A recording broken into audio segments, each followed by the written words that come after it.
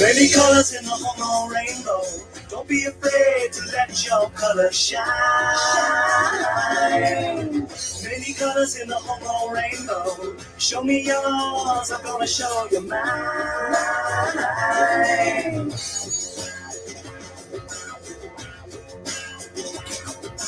If you find a white gold, every little thing is gonna work out fine in the hormone rainbow.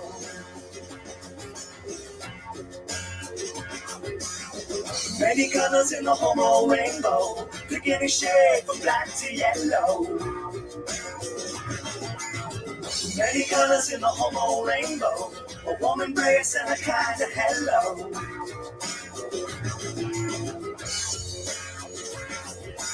If you find a white gold, every little thing is gonna work out fine in the hormone rainbow.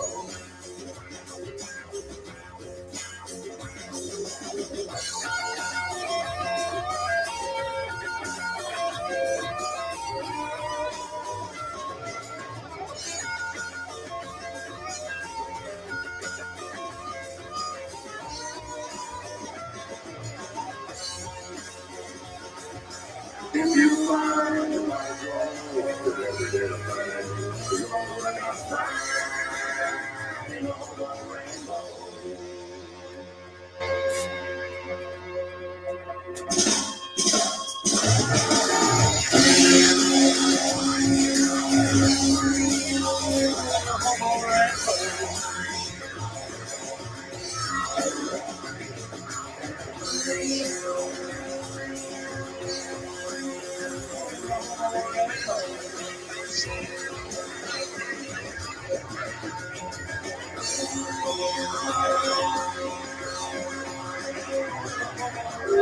There are many colors in the hormone rainbow.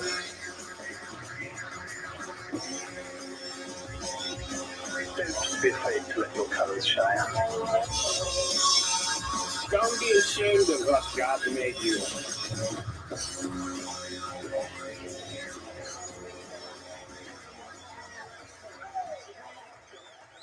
Now my friend Meatloaf and I are going to sing a little love song. Yeah, that was Neutral Milk Hotel with King of Carrot Flowers and Ween, one of the greatest bands of all time, with Hormone Rainbow.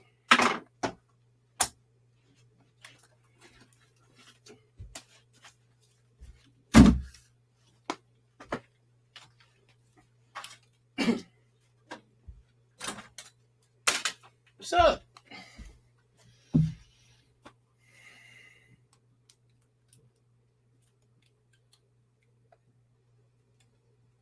Got CK postcard. We got Steve and Carl. 20 people. We got some lurkers. Hope everyone's doing good. Hope everyone had a good sales weekend. It's been a pretty damn good one for me. But so I've been working on my humongous backstock of 78 records. Like, sort of had a reckoning with it. Like, all right, I've been sitting on most of this stuff for 2 years. It's time to list it or get it out of here. And I mean, I've been finding some really good stuff in there, some valuable records. So that has definitely helped push a little bit on the sales. And then a lot of ephemeral. Hi, Buster. Come on. A lot of ephemera sales, a lot of really good ephemera sales. And we'll get into that stuff later as well. Yeah. Well, you can get stoned. It doesn't deal with me very much anymore. Yes. Post office closed today. Full disclosure, like, I don't have to ship, but I also don't want 43 packages to ship tomorrow. So I'm just going to ship until I feel like not shipping.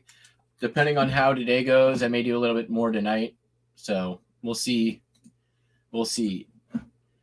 And good morning, Julie. I really liked your last what sold video.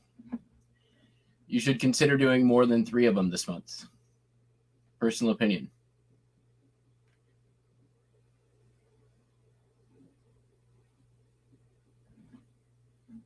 Yeah. You can do that on those old shellac records. There's weird stuff you can use to play records. It's because the grooves are so pronounced in them. I mean, they're made out of animal casings. So, hi, Buster. Not insect casings. All right, you gonna sit down? How are we gonna do this?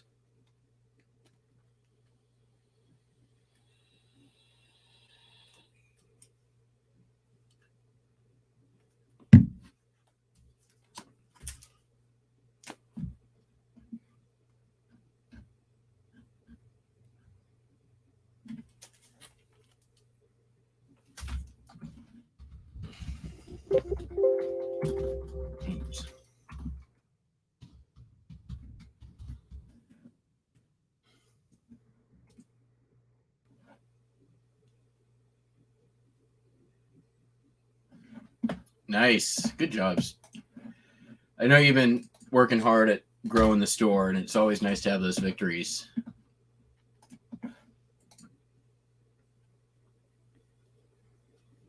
$85 sales over the weekend. Boom. Yeah, I'm at 40 something right now, and yesterday was the slow day, but I believe it's because foosball is the devil, and nobody was online buying stuff, and then they got way too drunk because their team sucked so bad, and then they couldn't use the internet because they were so drunk, and hence nobody could buy things. That's pretty much what happened, I'm sure.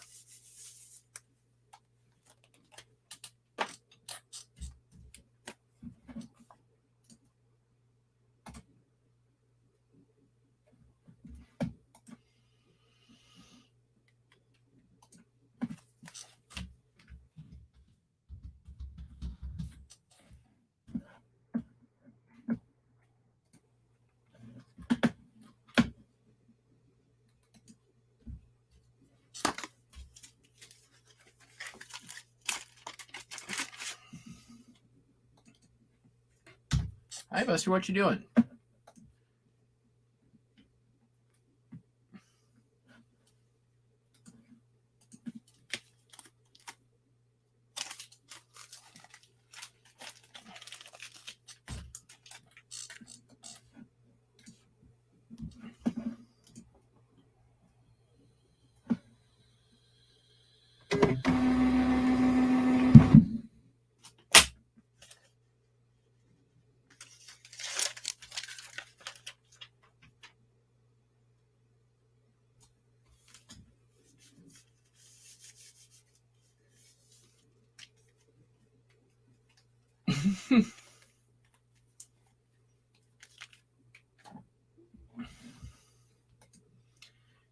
Nice. I've been doing consistently the end and relist thing, and or end and sell similar, I should say. I did, I think, close to 1,000 on Saturday, and then about 800 yesterday. And then I was running sales through Friday, and then I started some more sales today. So I think all of that sort of contributes to traffic and all of that. Papa, you might like this one. This one has to go first class, though. This is this came out of the Herbert Love collection. This is probably, I thought, one of the cooler cards. Sold for 40 something. But it's nice to be able to ship today and not be under the gun. Like, I don't have to finish. I don't have to like really do anything. Where is this? DAY. This sold for $44. It was on sale, and I think I sent out like an extra 5% off offer. But this is one of the things that I think is cool. So it took me a while to figure this out, but I did. So this is the day of the fire in Dayton, Pennsylvania. And you can see there's like still smoke kind of billowing up all over here. It's kind of hard to see. I did just contrast to really get that in there for the first image. And there's that. It's of course in the collection of Herbert Love. So this was, I mean, I had the postmark. I mean, it was pretty easy, but to confirm it, I did this. Check this out. Boom. So there's Dayton on the day of the fire. There's Dayton today, but there's that building. Same place.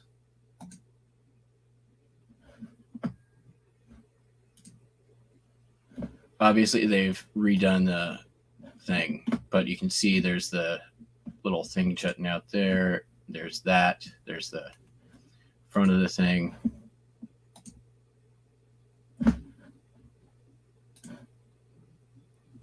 So yeah, fire.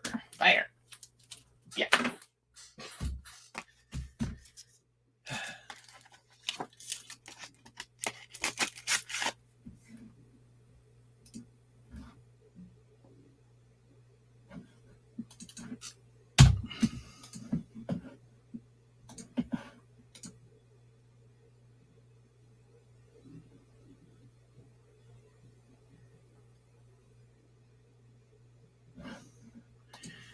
Yeah, I mean, the way that I look at it too with, come on, like, if I'm buying a postcard for a dime, right? And it sells for $3, even at 10%. Who cares if I'm giving them an extra 30 cents?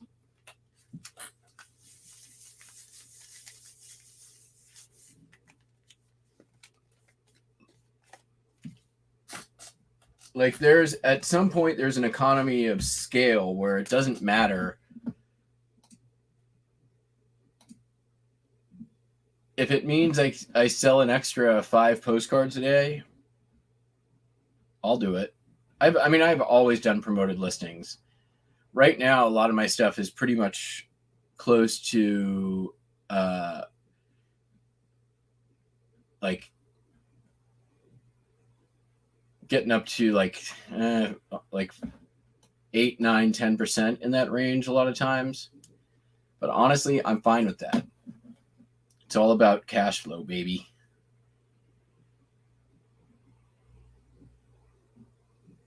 Where is it? Where's this stupid thing? Food or gong? There it is.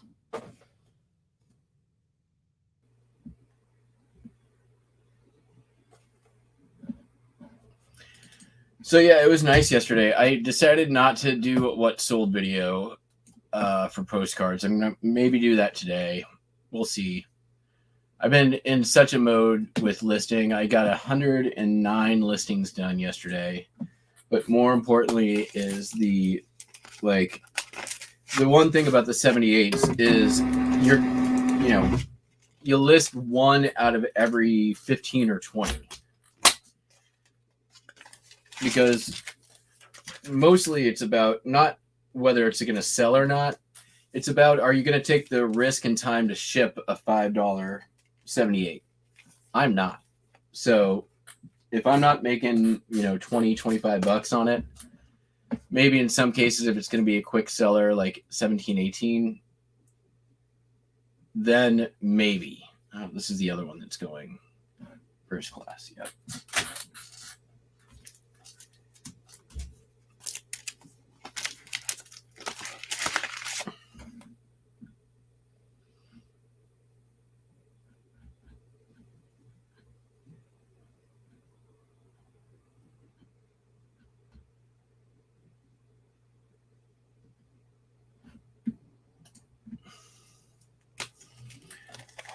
Also coming up on close to a month since I raised my price on postcard shipping from $1 to $1.20, and honestly, I've seen nothing changed.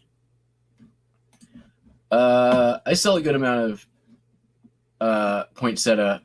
They're not like necessarily the most valuable ones, but they do okay.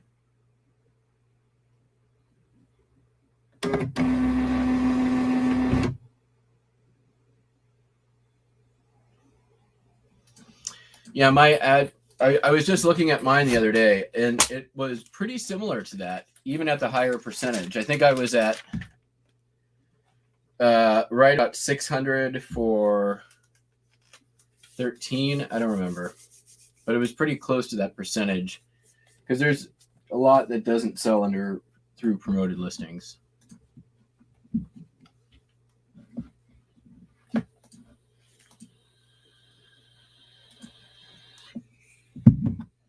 So, Julie, you were talking about state capitals and, like,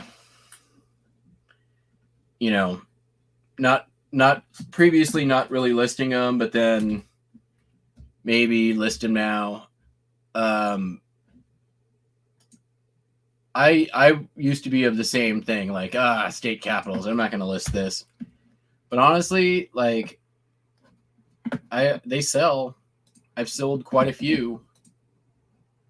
They're not like the most valuable ones usually, but they sell. Give Carl a wrench. Hold on.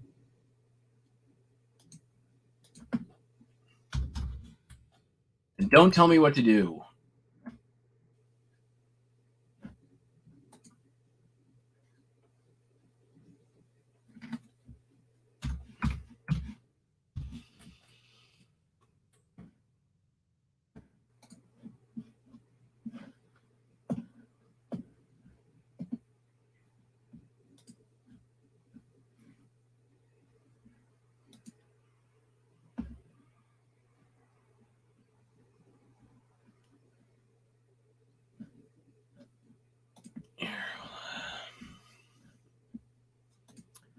Oh, I missed Picnic.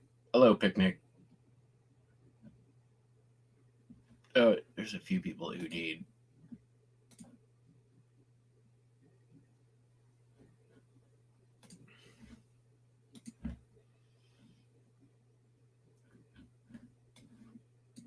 All right, that should do it.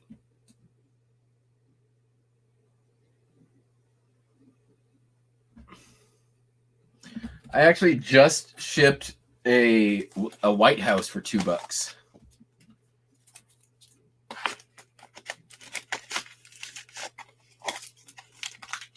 I forgot to look at it, but I was going to ask Julie if it was maybe the same customer.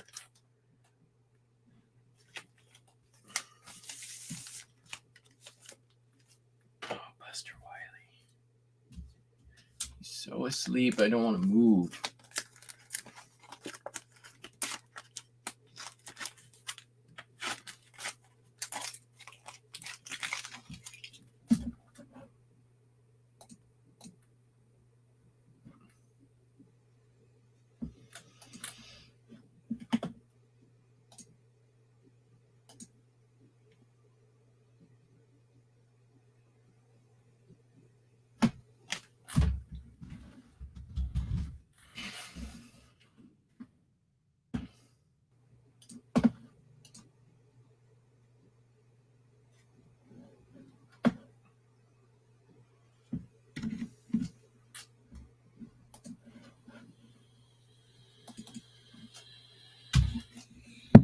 So yeah, state capitals and Washington, D.C. monuments. And I think probably the same goes for like all other really common subject postcards. Statue of Liberty,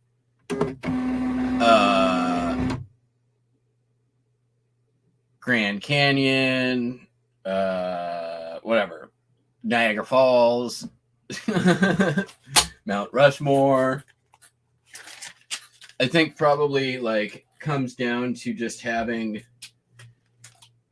it's a total numbers game. You just have to have a ton of them up there, and every now and then it's going to be yours that sells. And I think probably a lot of other postcard sellers out there don't list them, same as Popeye. So if you actually get out there with some quantity of them, your odds of that sale, the more you get up, are going to be a little bit better. And you, of course, have to price it right. You know, I tend to price at the low end of my range, as the poker players say.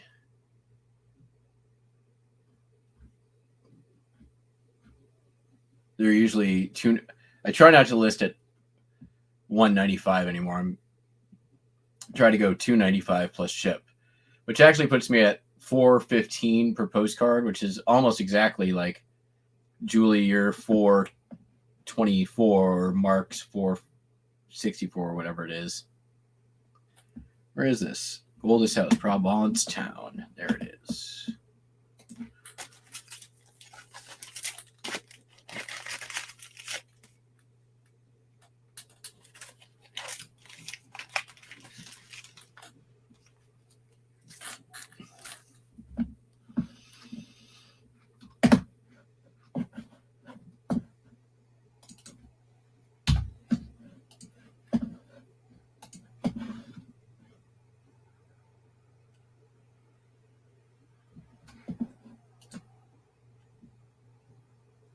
$447. I mean, I'm not supposed to like memorize the change, right? For something.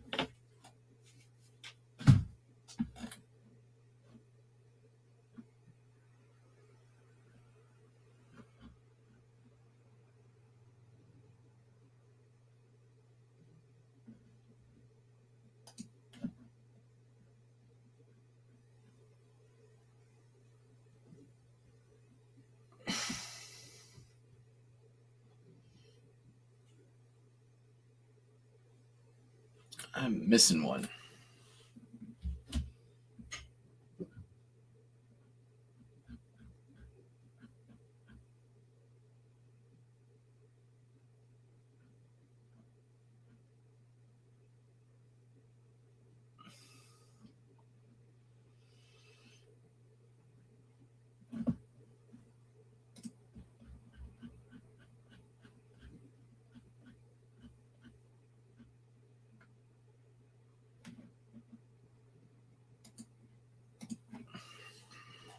All right, excuse me, Buster.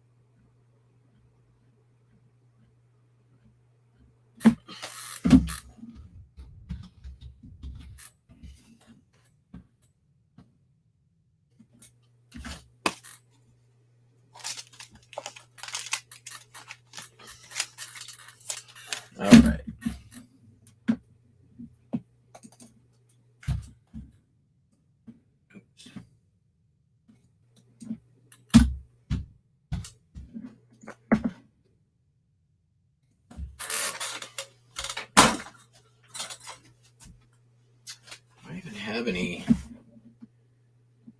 hoppers for all this stuff? I don't think I do.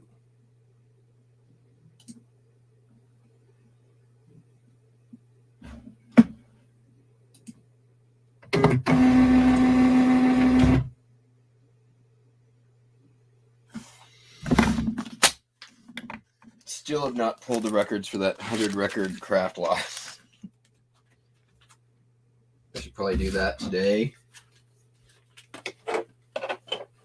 4, 6, 7, 8, 9, 10. That's not even half of them. I didn't even pull half of them. All right, be right back.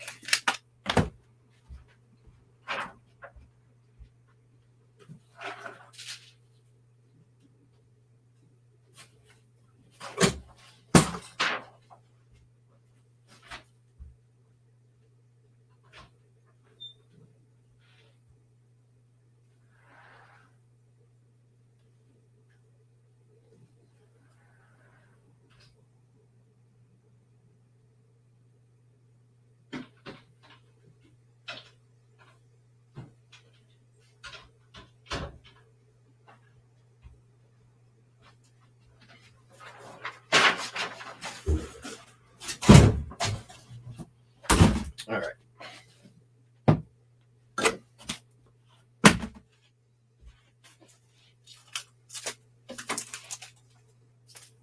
So you remember we stumbled on the Sun Valley buyers last week? Well, I went through, and as soon as the live was over, I listed all of the Sun Valley cards that were in the batch that I picked up at auction in Colorado, and wouldn't you know it, sold 3 of them to the same buyer.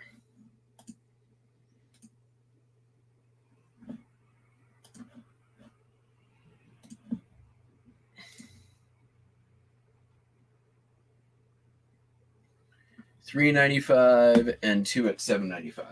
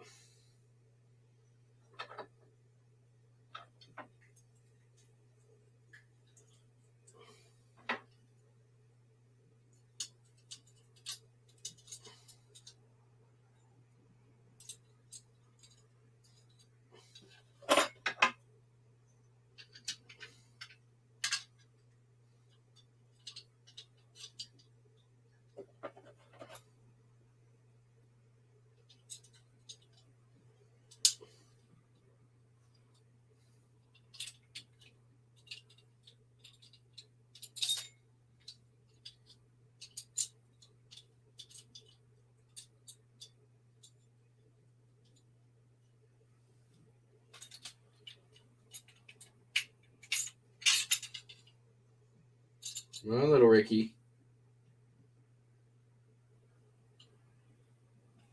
Oh, I did this wrong, I see. That helps. Putting it in the right way always helps. That's what she said.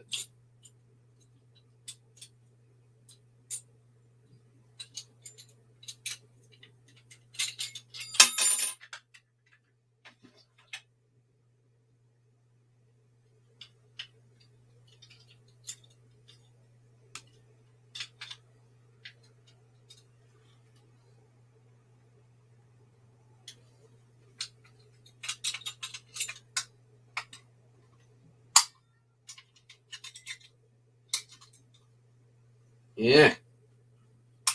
Messed it up.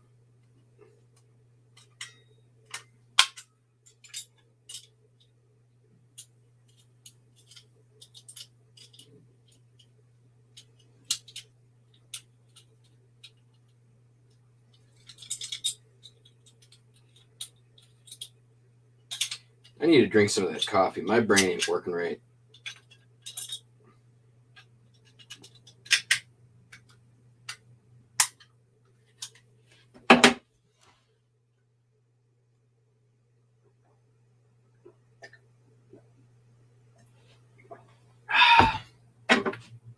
All right. That's getting there.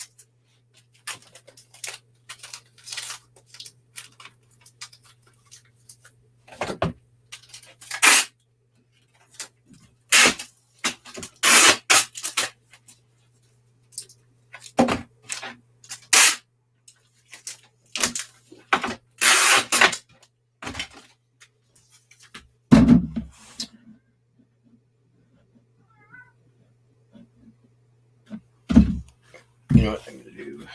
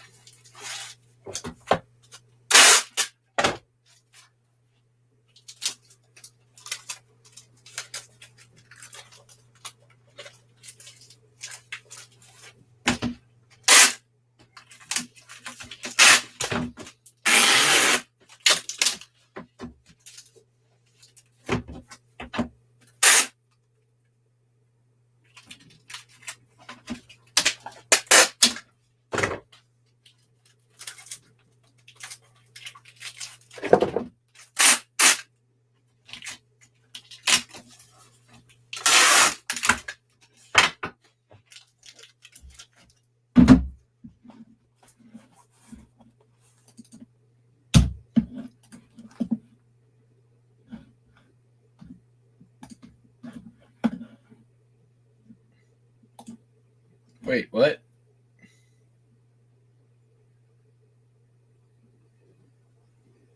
Oh, no.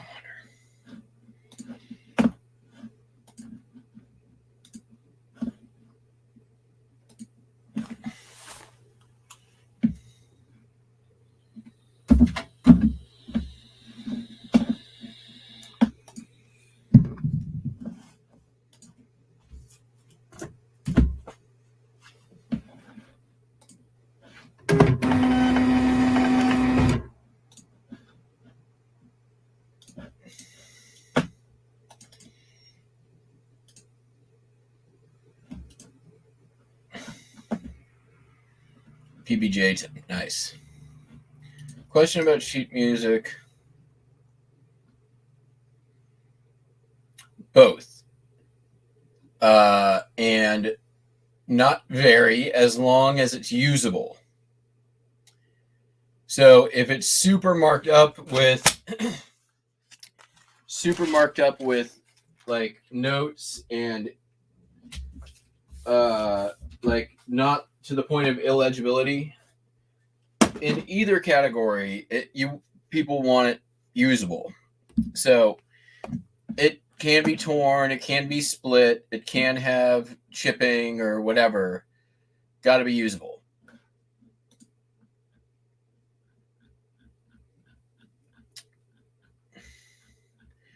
So a lot of really cool ephemera this weekend.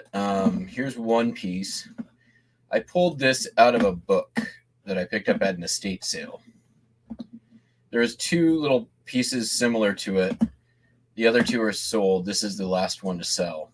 But this is a little handbill, lithographed, signed for the Alaska Bridge to Victory. From the Aleutian Island campaign during World War II. Pretty cool, if you ask me. I forget who the artist was. I had another one. Maybe this wasn't the artist signed one. I had another one that was also the Bridge to Victory that was artist signed. I took an offer on that one for $35. It's been up about 2 years. But, I mean, who cares? It wasn't taking up room.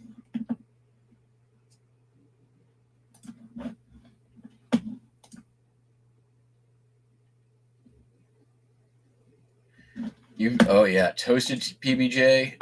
Yeah.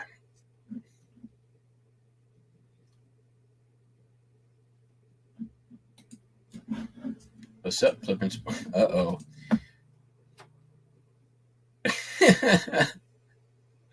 Troublemaker making trouble. All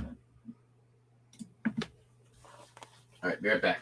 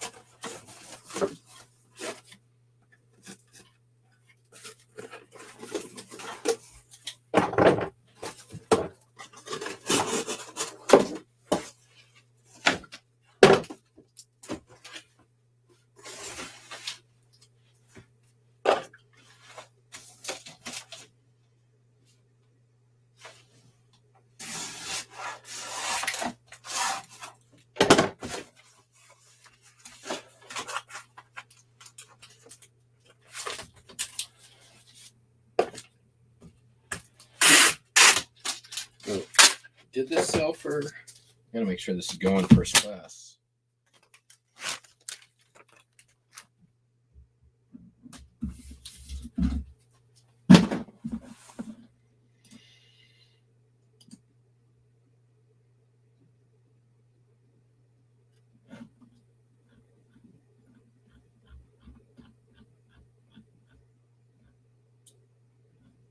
Here's a cool one.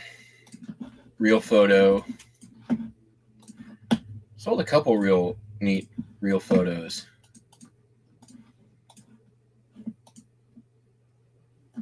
interior of the Tavern of Mount Tamalpais. Anything from this tavern I've ever had has sold really well. But super cool sepia view. I love the they're all folding director's chairs kind of things. Stuff that they could easily haul up and down the mountain during the season. Unposted EKC. A lot of neat stuff here. What did it sell for? Yeah, 20 cent full price. Sup, Hunter?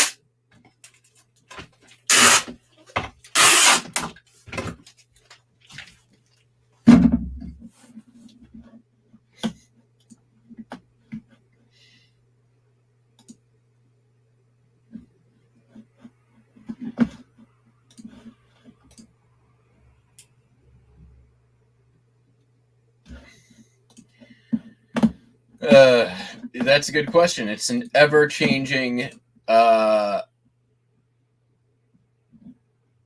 of system. Currently, the prevailing system is by size and type. Like, I try to keep all my large photographs together, but it's definitely something that needs improvement.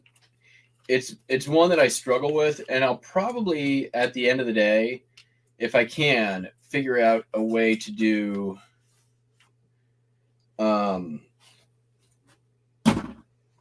something similar to the tab and box system. But it's, from a space perspective, inefficient to do it that way.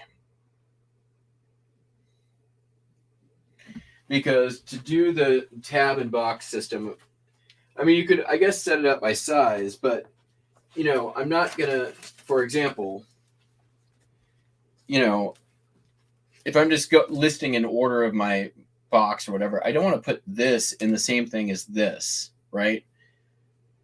Or in the same tab or even the same box. Because if I've got this stuff, I mean, there's all this space that's just going to stay empty, right? And I try to think about that as well. So, all right. So moving right along.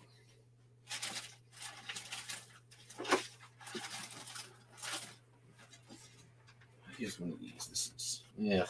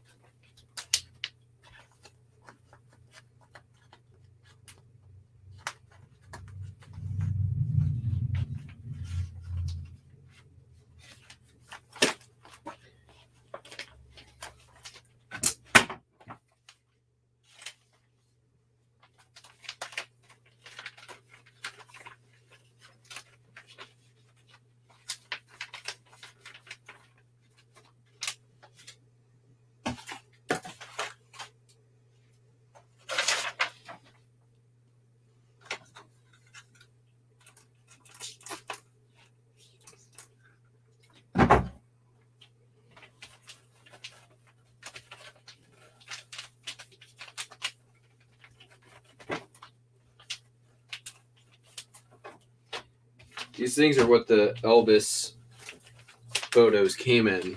They've been hanging around here for a long time. I'm trying to see if I can repurpose.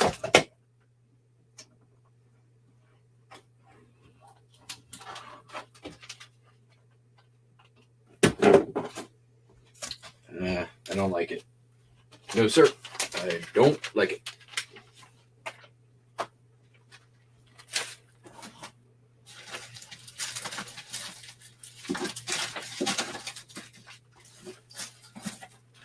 Hey, it's a 45 bag. I know there's still a bag of 145 RPM record sleeves in here somewhere that disappeared into the ether. No idea where they went. All right, what was I going to do next? I'm still doing postcards. What am I doing?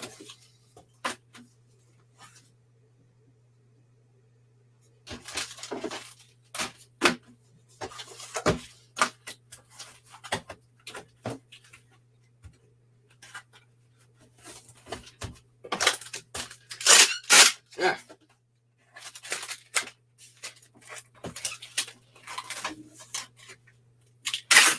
It's a good thing the post office is on the way right now. Jeez.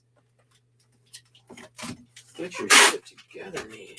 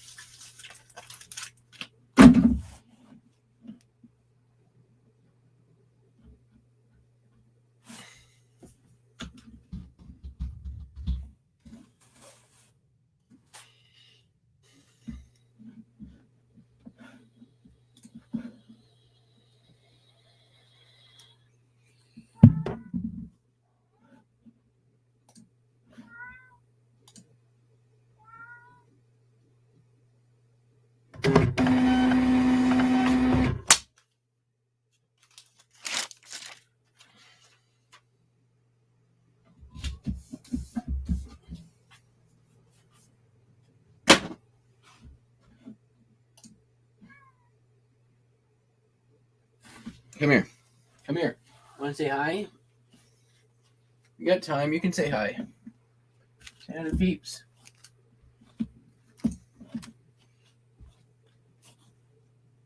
You want to say hi to the peeps? Show them your paws. He's got his winter fluff on right now.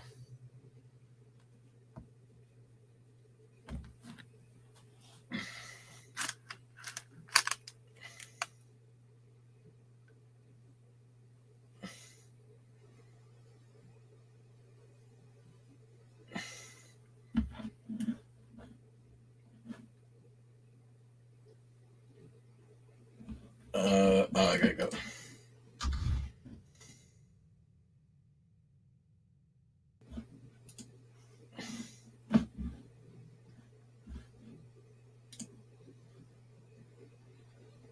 Yeah. The Tiaba.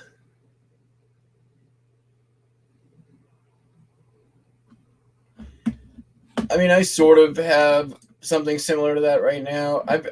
I got to go grab more orders in a minute, and I'll show you in the basement when we're done here. Let me get this stuff out first. Hi. What am I down to? 33.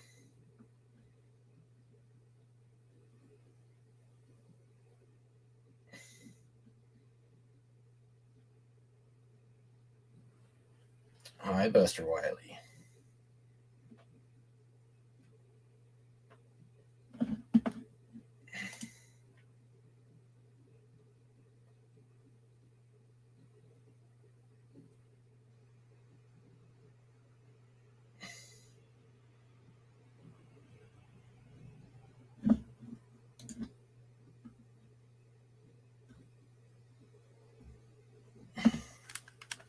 Be right back.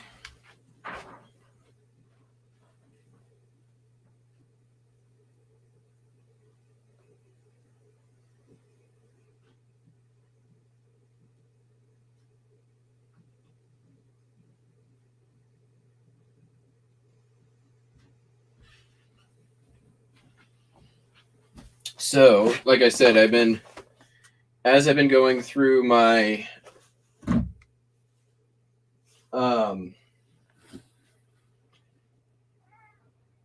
78s. If I've got good condition albums, I'm pulling them out, cleaning them up, and listing them. And I listed 2 of them yesterday, and 2 of them sold today. So that's cool. It's gonna go flat rate A. Yes. Right? Yes.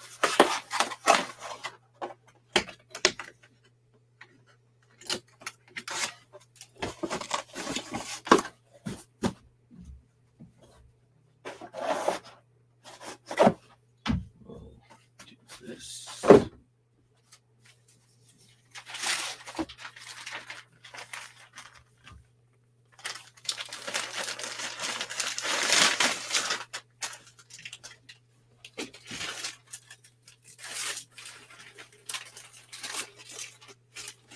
So these sold for $17.95 a piece.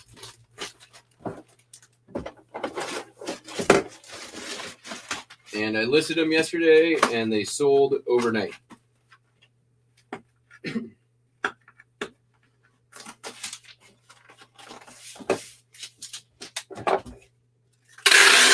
And somehow there's combined shipping on a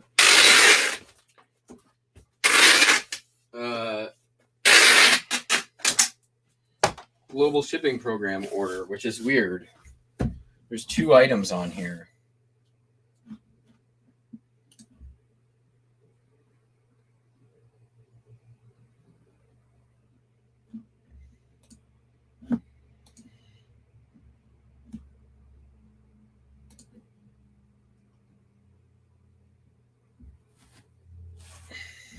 Which I always thought you couldn't combine shipping, but hey, what do you know, you can.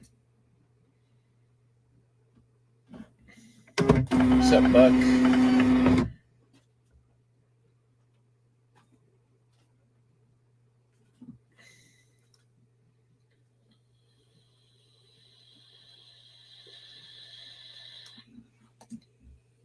Well, I'm most of the way there.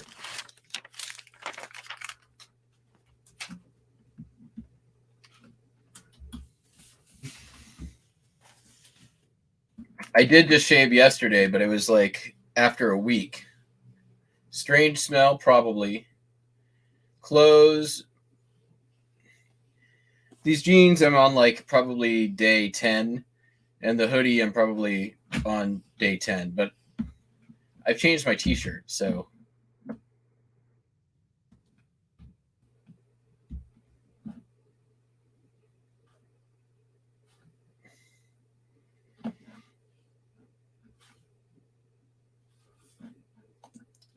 So pretty much on anything, ephemera, I'm going to do front, back.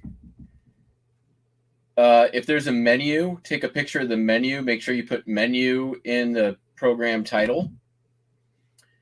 Or in the listing title. If there's any pictures of fire trucks, that's going to be a good one. Yeah.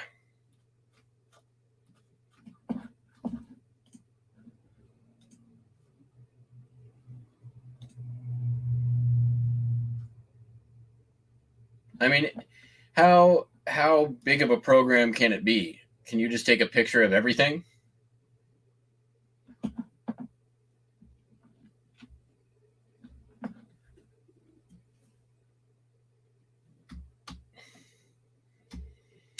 All right. Next up, I'm going to do these. I'm telling you guys, I sold so much ephemera this weekend. Probably well over well over $500 aside from the postcards. So, so these are World War II era, 101st Airborne, I think. What did I? How? Sorry, 78th Infantry newspapers. These were like from the base, like local news for the people who were at the base. So, and in the 78th Infantry. So we've got May 29th, 1943. We had a visit from, let's see, visit from General Simpson. May 22nd, 1943, a guy named Sparky Rathburn became well known for some of his comic art. We've got March 1944, talking about the Berlin air raids. And then May 15th, 1943, we're talking about this, the average soldier. And they actually named the guy in 1943 who fit the actual average soldier. So that's kind of neat. It's the same person who bought the previous ones of these that sold. He made an offer on the same price for these. So I took them. $40 a piece and plus shipping. And I, of course, combined shipping.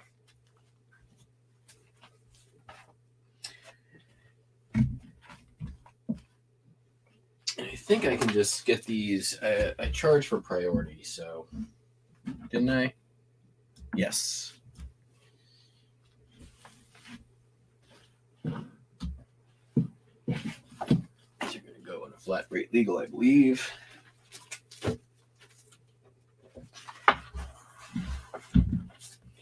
Yep.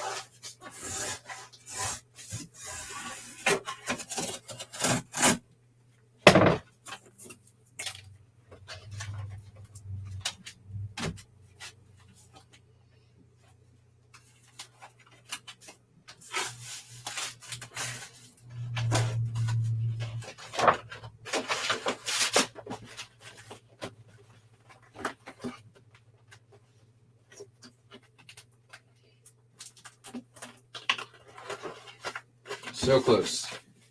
I need like another 1/8 of an inch.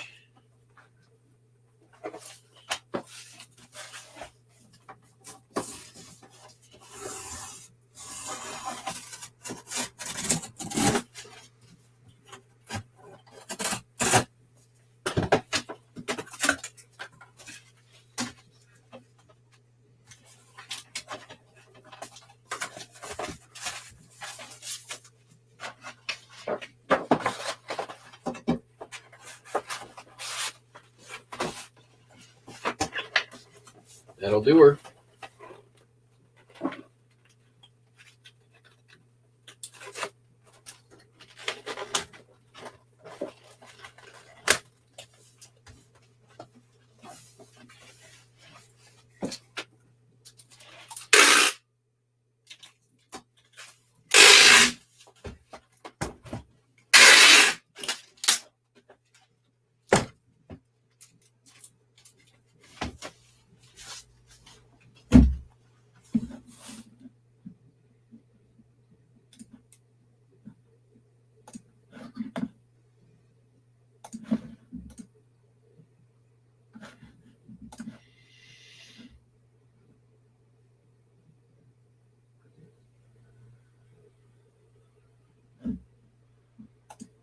I mean, my excuse is that I don't leave the house.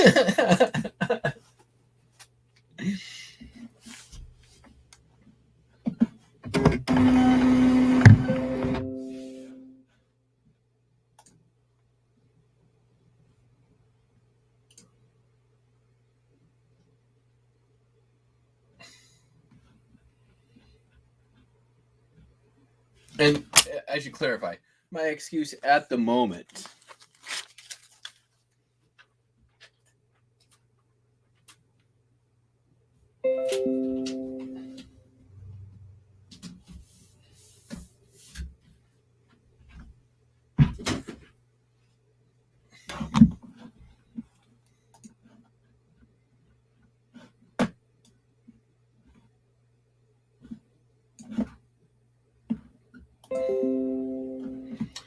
Sold this here Kate Bush cassette. Kate Bush, the whole story. I don't know that I know much about Kate Bush. Can't say I've ever listened to her music.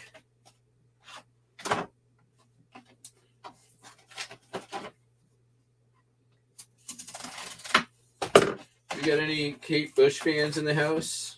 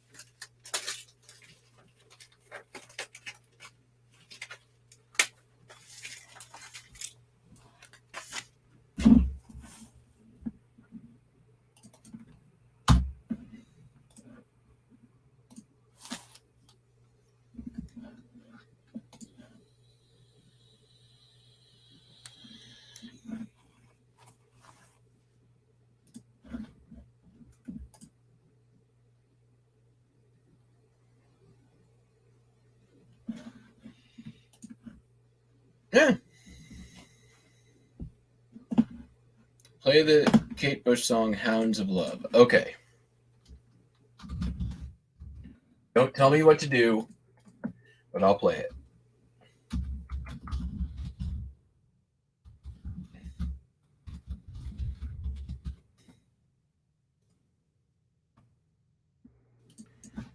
That sounds very familiar. I'm sure I have heard it. I just never connected it.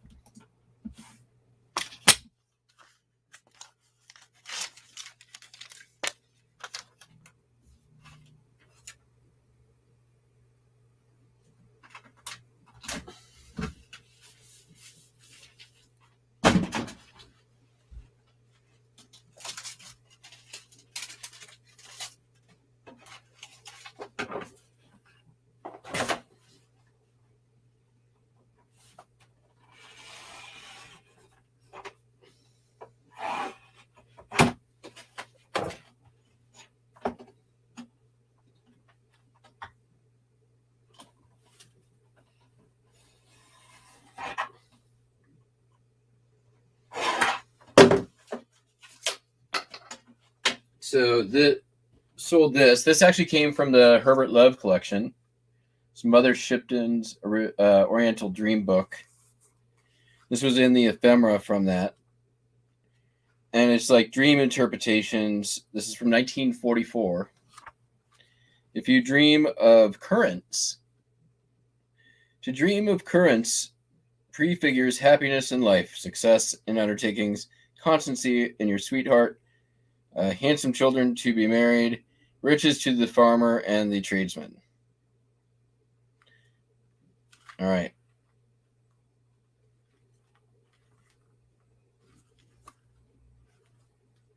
Anyone have a dream last night they'd like to know about?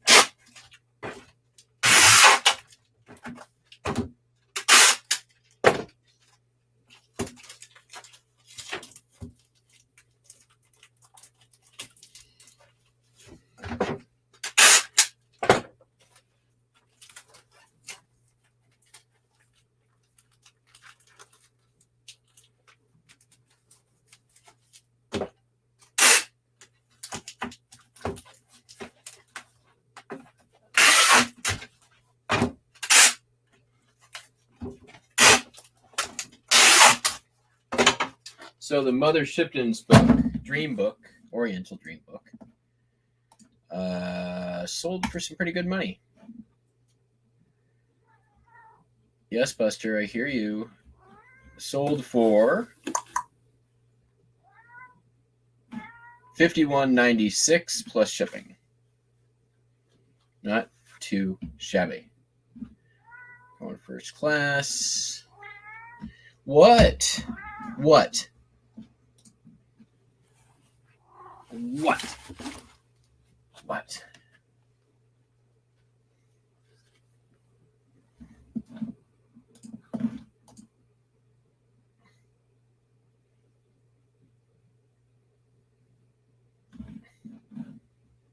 I do like Oh Sheila. Oh, Sheila. Ready for the World is pretty great. I have sold Ready for the World album probably 6 or 7 times. It's a good seller.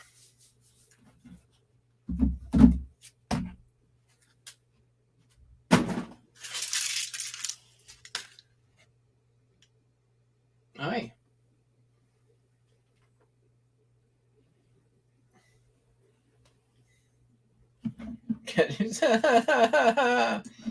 Fact.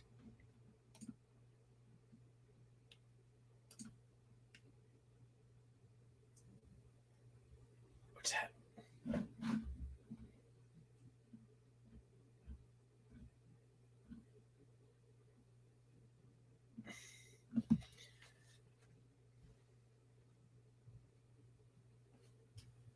What you doing, Buster?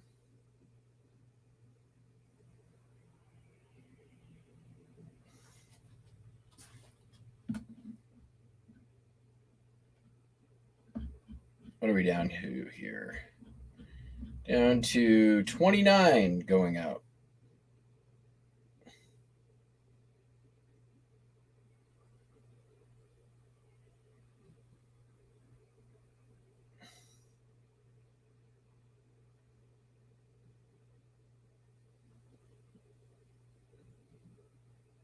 He's got his eyes on something.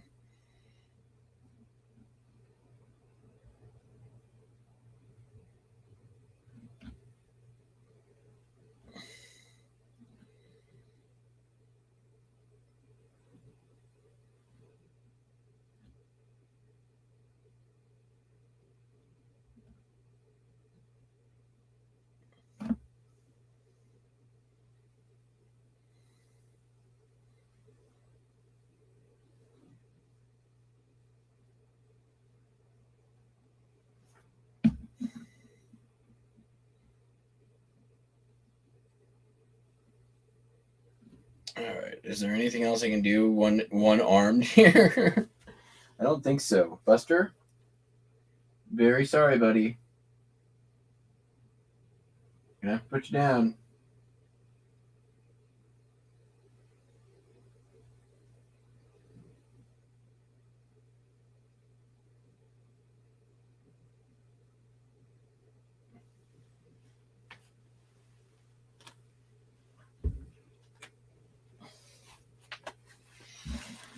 All right. Sold my second cabinet card from the antique mall in Colorado. I bought them all for $1. Second one sold for $17. I'm going to just put it up on screen here so you can see also my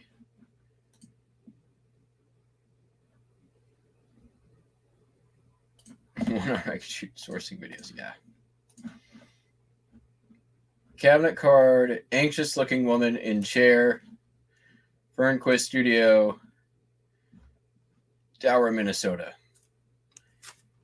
Yeah. Anxious looking woman in chair. $17.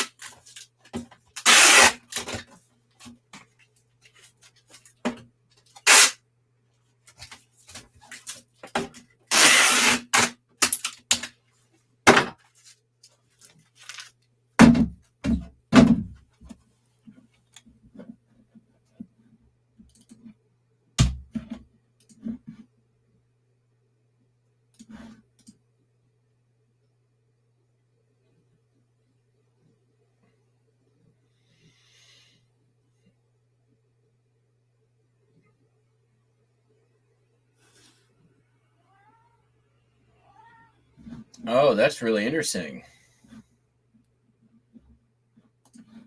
The $1 million pier.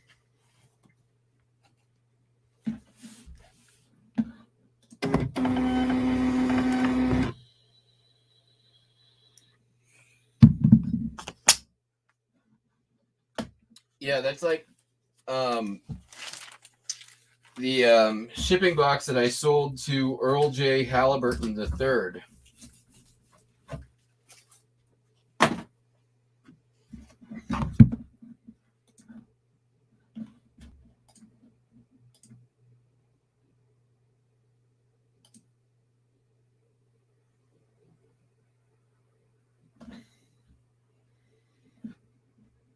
Well, it sold out of our former store, but still kind of neat. I sold a hat. This is, I don't remember where I picked this up, but it's, I think it was at a yard sale over the summer. Sold for $10. Not tremendous money, but I'll take it. Vintage Dayglow. Like, kind of a no-brainer pickup. Put it in the pile.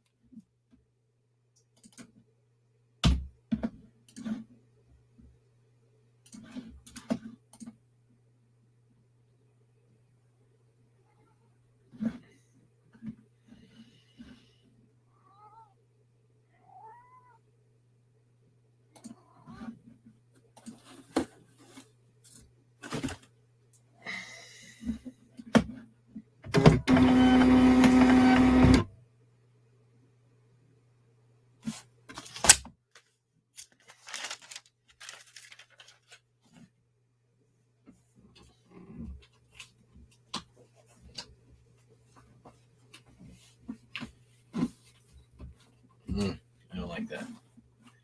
Not print out great.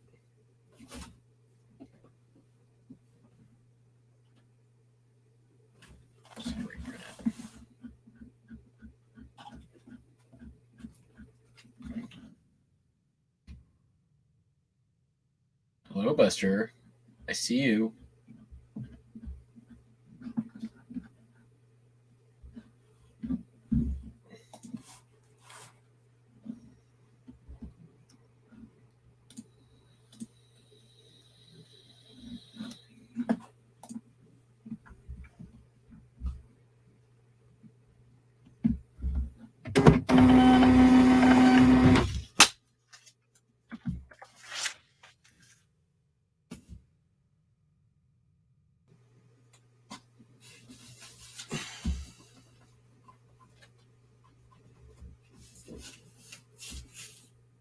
Hi.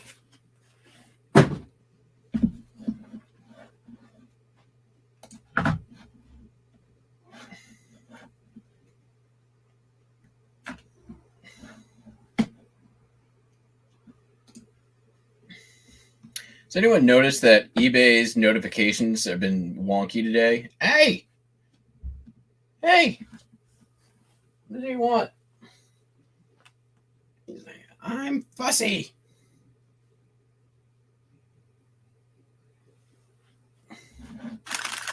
Oh, I got somebody asking for an invoice.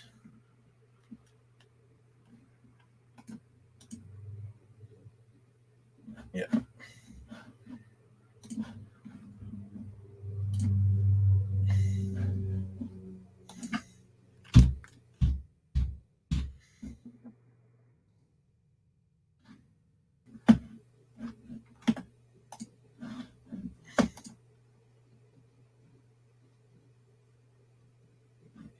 I'm getting notifications that don't go away even after you see them or X them out.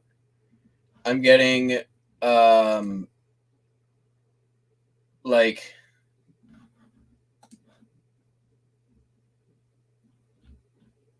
what else?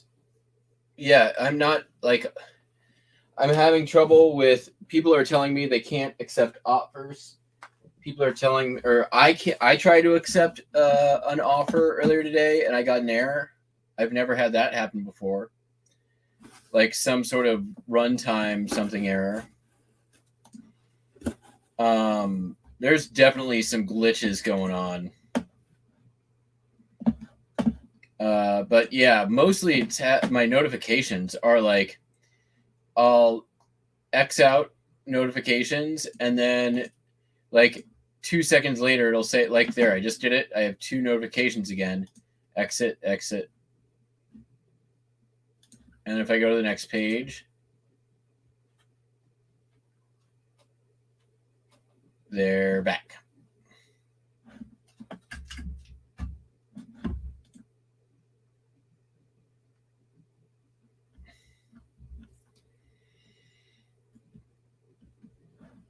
Yeah, sometimes sending the invoice helps. I've had that before.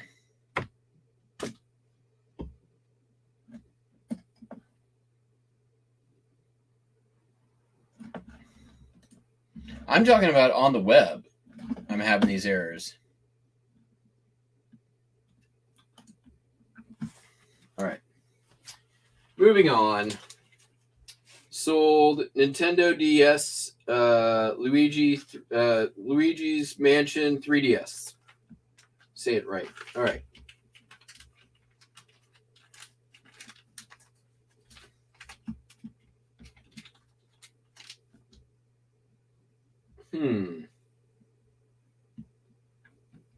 Nah. Considering just doing this, see if I could just put this in a postcard sleeve. I would think that works, right? You could do that. Why not? Why's not? And then put it in a that's the ticket.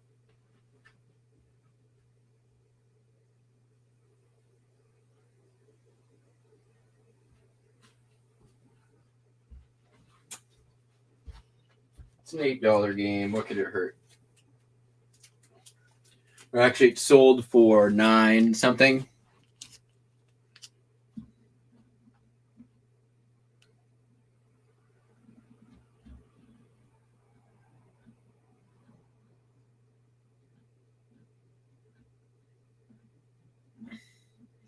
Sold for $9.95.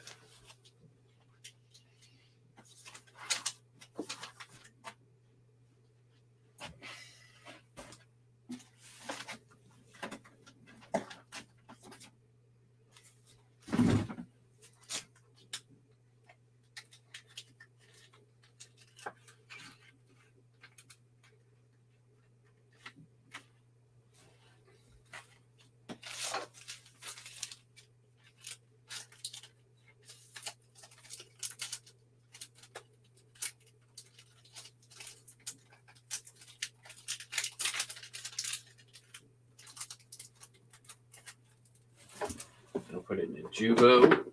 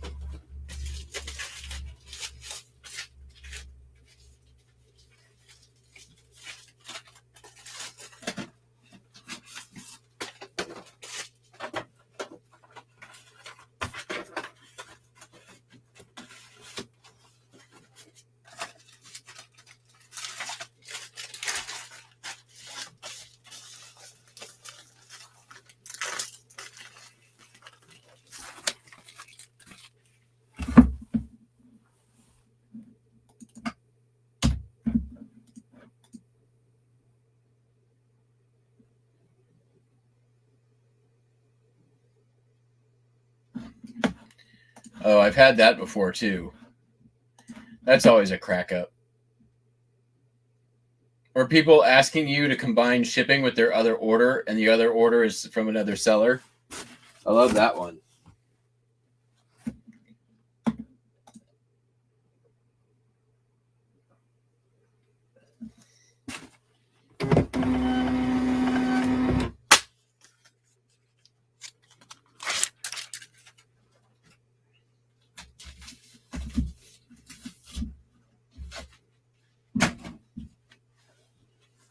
All right.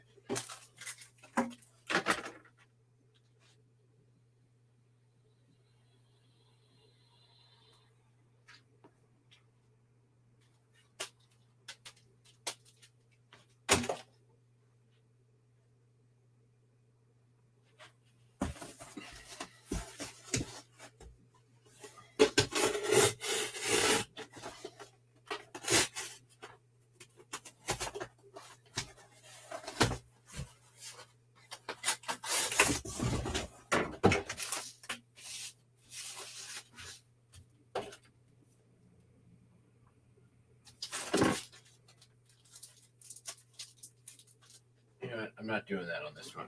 I'm going to do this. I'm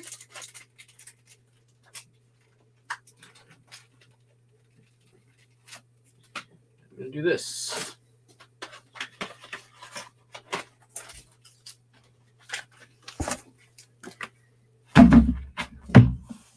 So I've run across a couple of cards that I postcards mistakenly had at $20.95 listed price.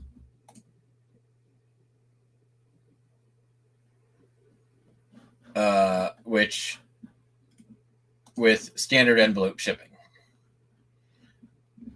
So I thought I had fixed them all, but I sold one for $20.95. So we're going first class.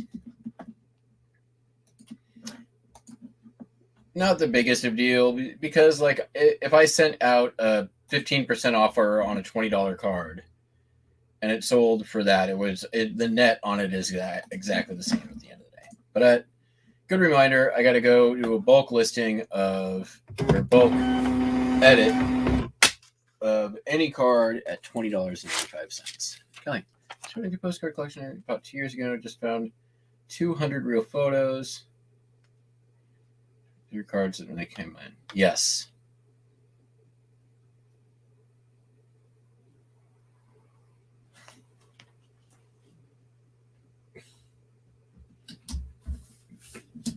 I do my best to sort them when they come in. And I'm pretty good about it.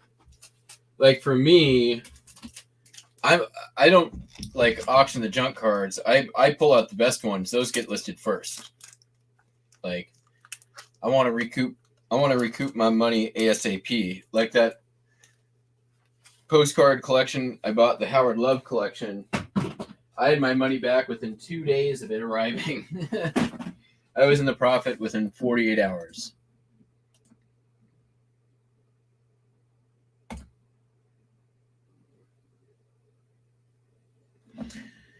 The Colorado lot that I picked up, that's going to be more of a grind, unfortunately. There's not a lot of high value stuff in there. It's a lot of $2, $3, $4 cards.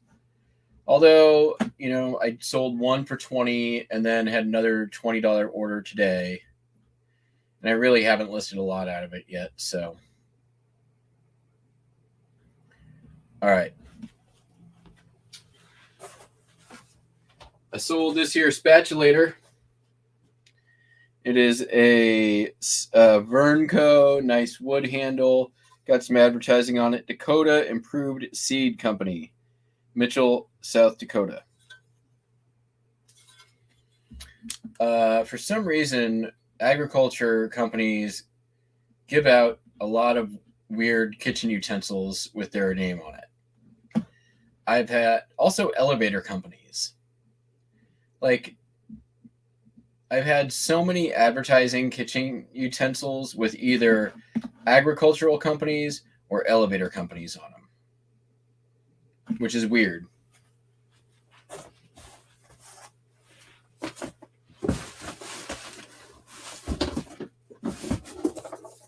A Hot Wheels box. Looks like it'll fit the spatula perfect. And be under a pound. Nice. Thanks, Tom Cruise.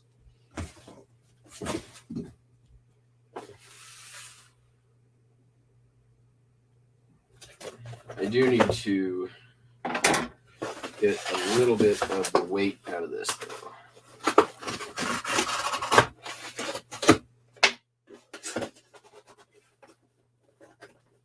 This is a way burlier box than is necessary for this to ship.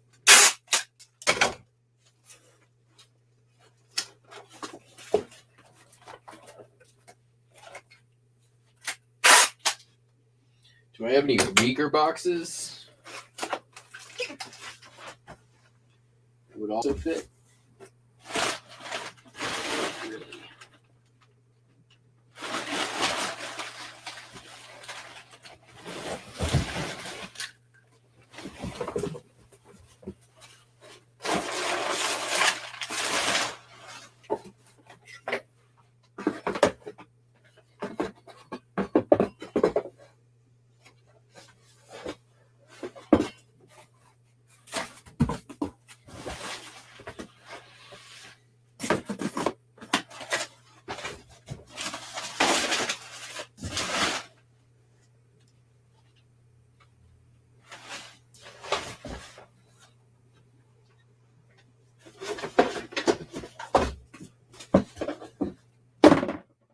This is a pretty weak box. I like that.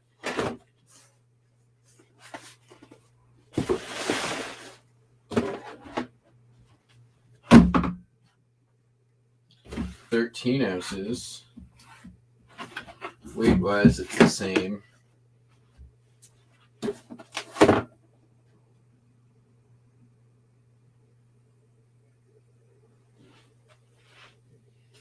Still not satisfied.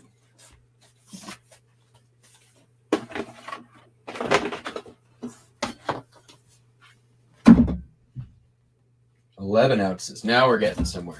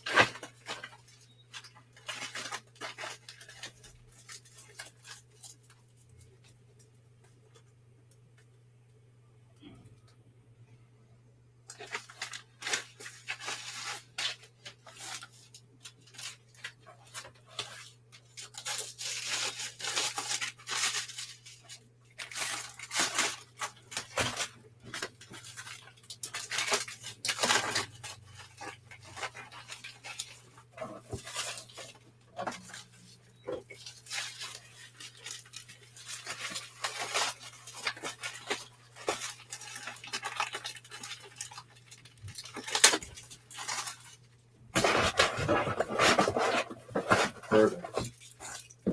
I bet you I can get that down under 8 ounces. Bet you I can do it. Bet you I can.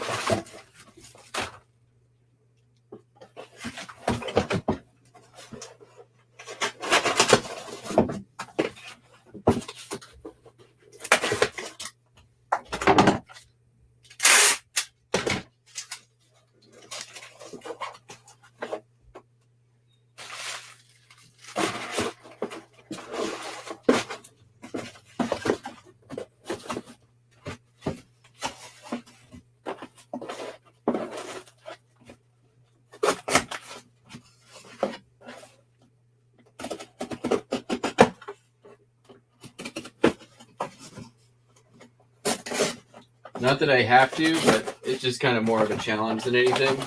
For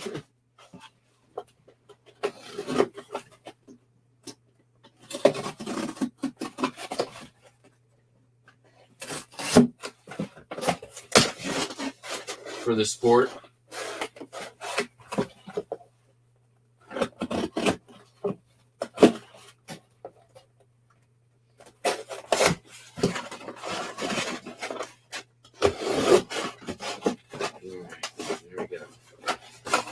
Definitely don't need that. Definitely don't need that. Definitely don't need that.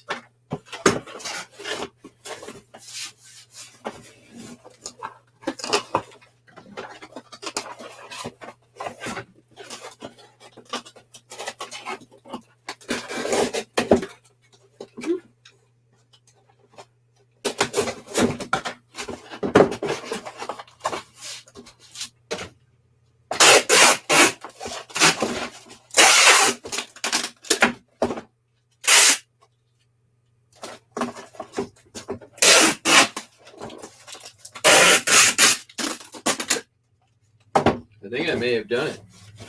It might be under 8 ounces.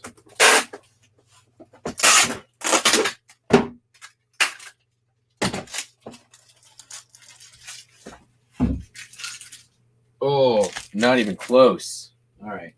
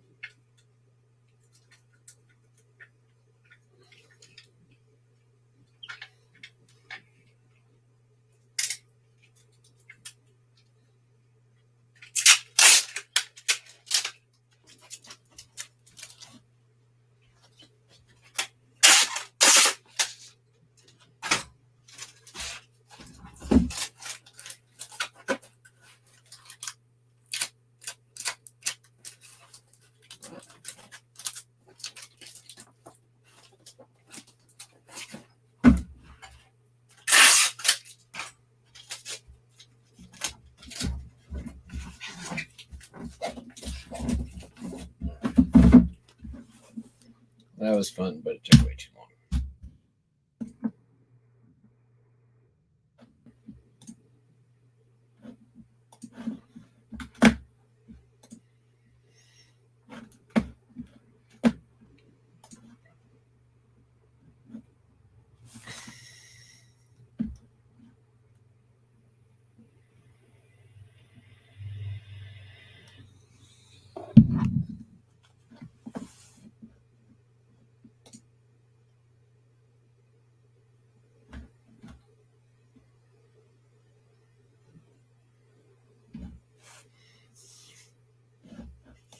I actually just listed a Portugal airline postcard yesterday that was the maiden flight of a 747. And I could find no comps.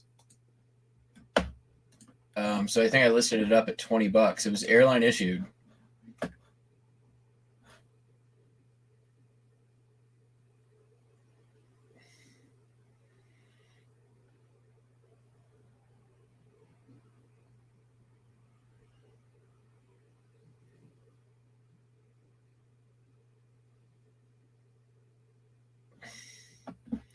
I'm sure there's also like a ton of duplicates and multiples, right? So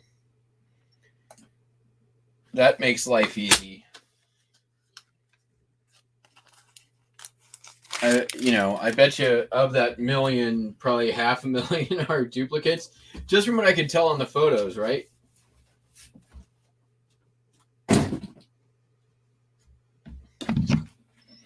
Well, if you want someone to fly out and help, I can fly out and help. And then fly home with happy cards. Just kidding.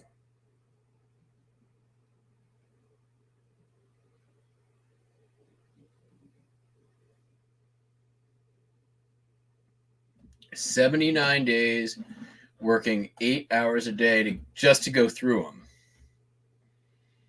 That's crazy.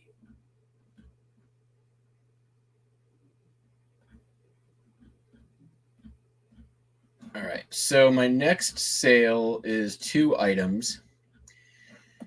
And this is a crazy one. So I've had this record now since late 2019. It's just been sitting, waiting for me to go through it. I was really unenthusiastic about going through a bunch of my 78s, but I sort of got bit in the ass. This is Piano Compositions by Alan Hovness and John Cage. But the art is D.S. Martin, David Martin, well-known artist. This is a really rare record. I listed it at $200. It's not perfect. It's got a couple little smudges on there. The records are pristine. I listed it at $200. It got caught up in a sale and sold for $180. That's my bad, but whatever. I'm still fine with that. Considering this has just been sitting for the last 2 years doing nothing, I'm glad to have the $180 instead of this record. And then I listed it, said I'm listing this, I'm sending this priority mail. That's just what's going to happen.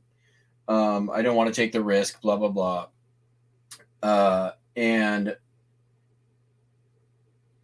customer messaged me and is like, oh, please send this media mail and refund. And I'm like, nope, not doing that. Like, that's not a thing that's going to happen. I'm not taking the risk.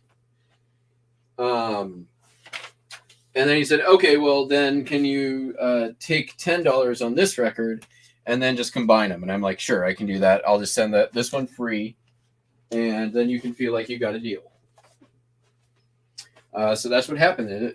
$190 sale plus a bunch of money shipping. You paid $26 priority mail shipping. So I kind of got my choice about how I want to send this, which I think I might do.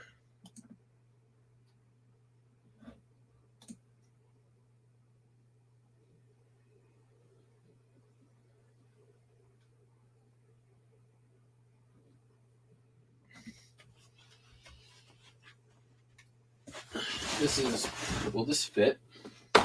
There's a really good box for this. Yes. All right. I need a bag or something else to put all these packing peanuts in.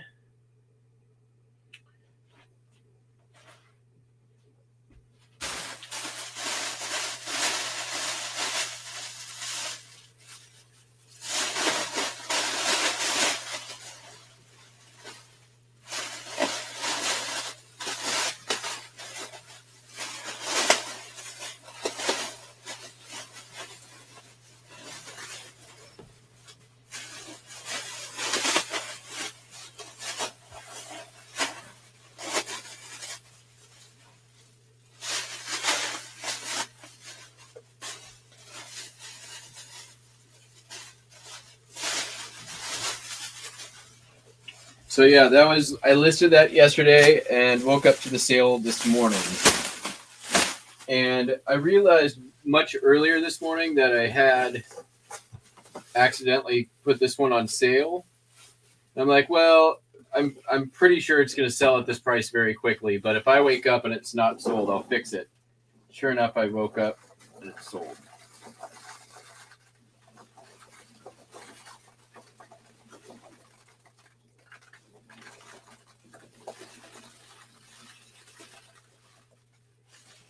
Hey, not too bad. I only dropped 2.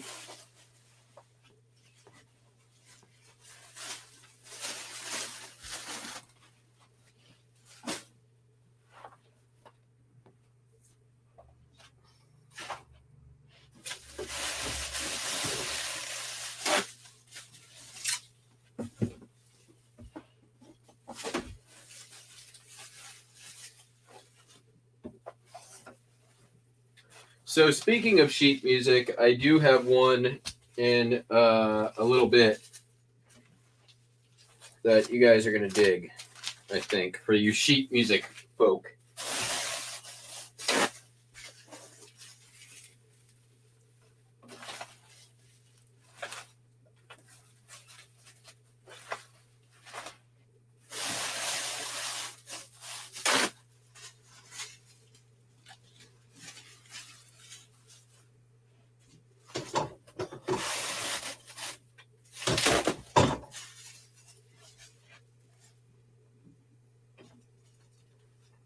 Ooh, is that going to be more than a foot?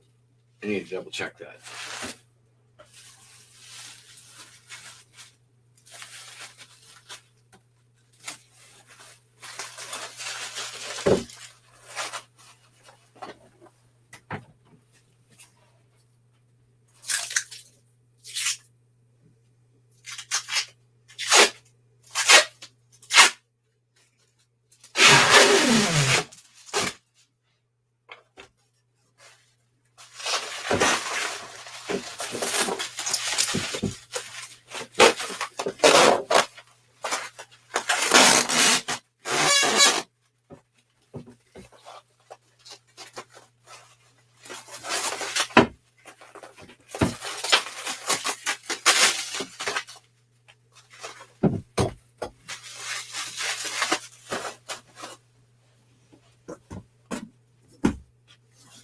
I think this is exactly a cubic foot.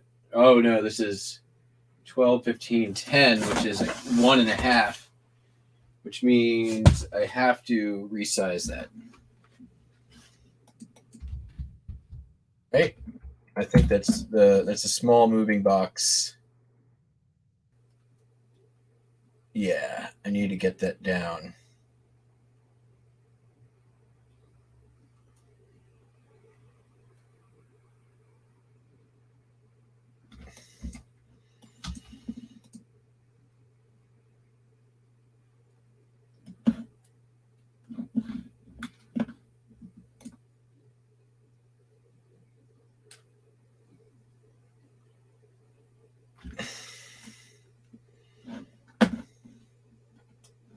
Yeah, Don, had a really good sheet music sale this weekend, so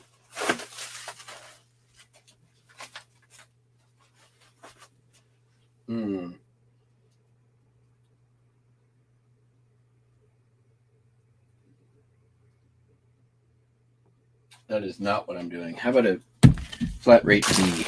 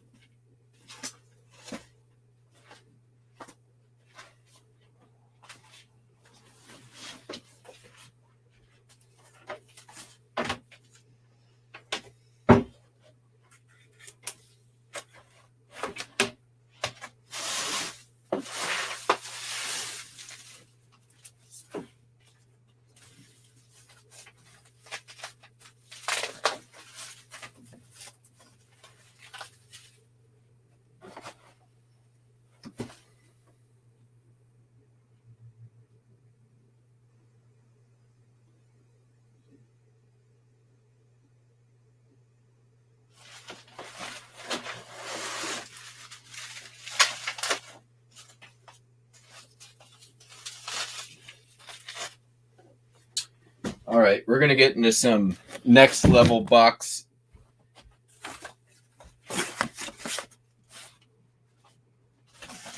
We need to get out our spirit guide on this one. There's going to be some next level fucking Frankenboxing. Guide me, Franken.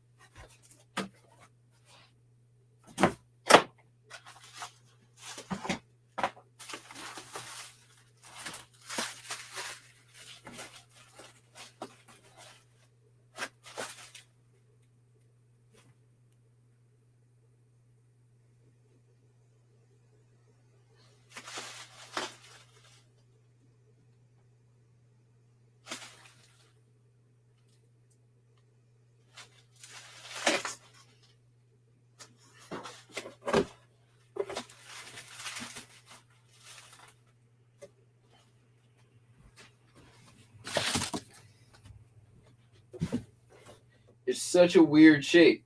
18.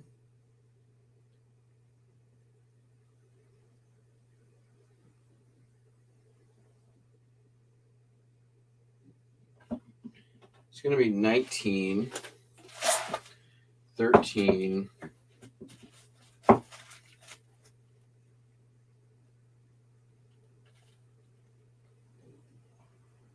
7. That's still going to be over.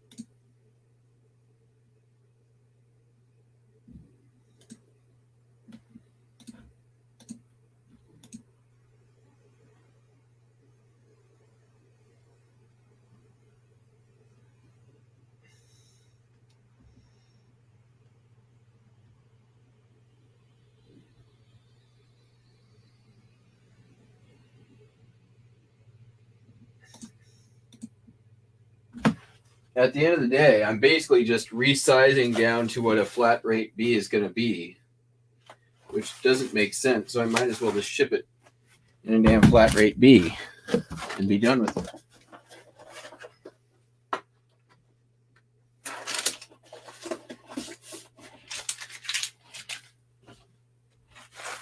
Right? Makes sense? Makes sense to me.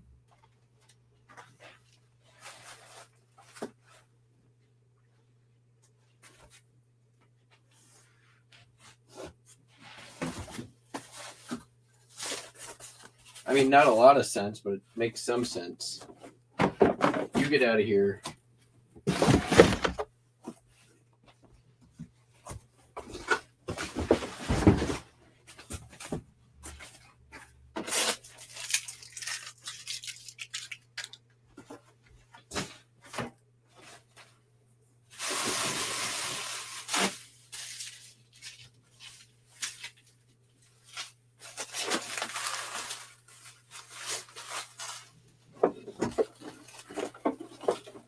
You do that.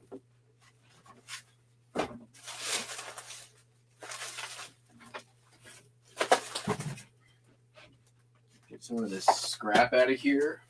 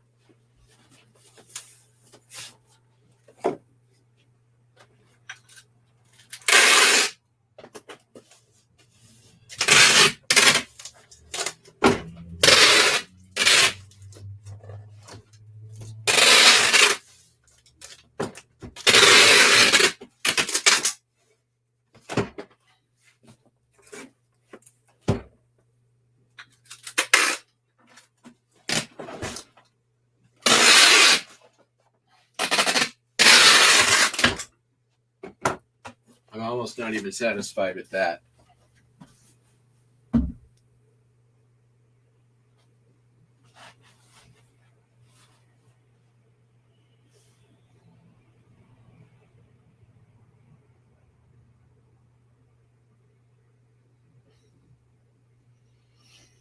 I'll be right back.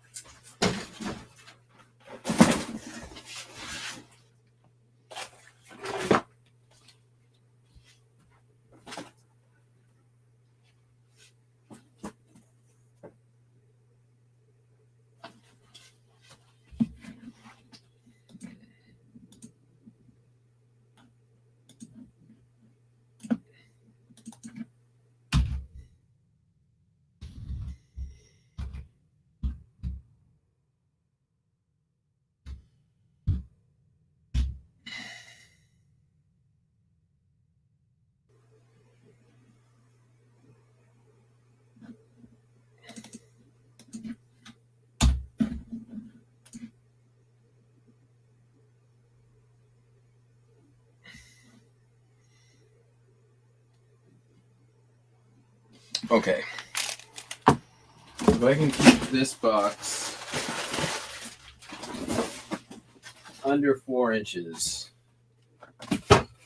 which basically means it's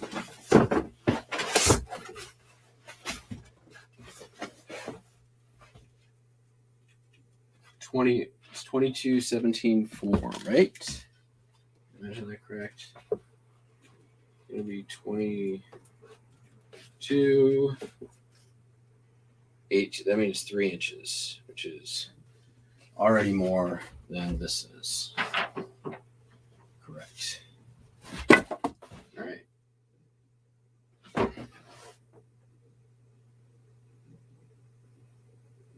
So why not just cardboard wrap it?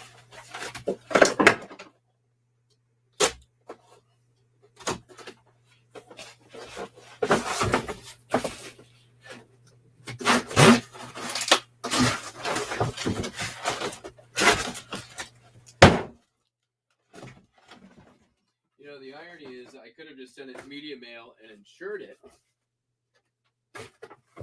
and I wouldn't have had all these problems.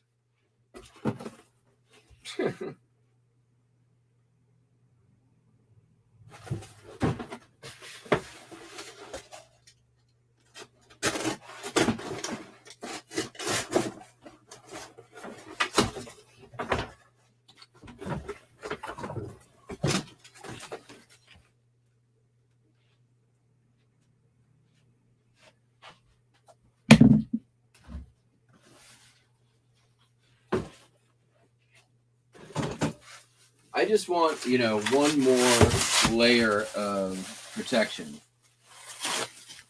so that I know I did my best to make sure this reached the destination where it should.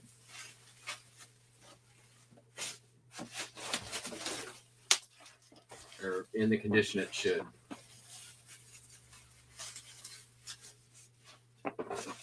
And I know I'm probably overdoing it just a slight bit, but you know what? It's a good sale. It's a rare record. I would be pissed off if this thing didn't make it. There are very few copies of this record out there. And the material on this is very fragile.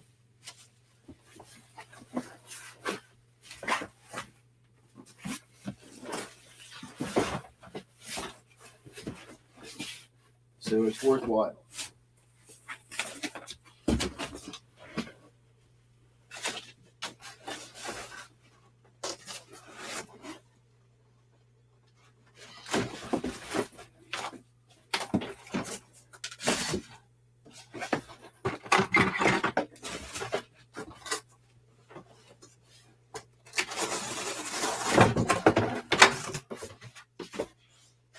Just think how many insects had to give their lives for these records. How many shellac bugs?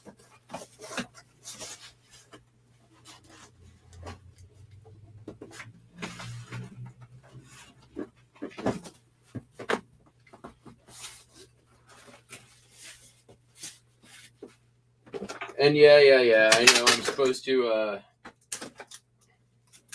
not supposed to use flat internal boxes, but you know what? Don't care.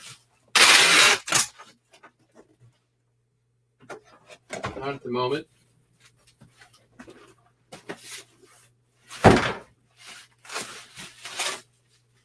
See, I don't know that the record would survive that.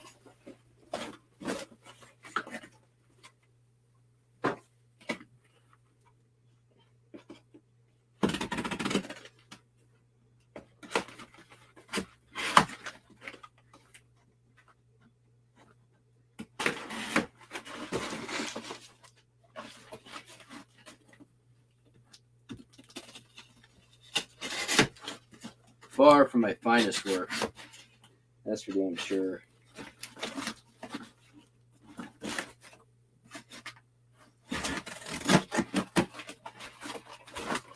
Oh, that ain't pretty.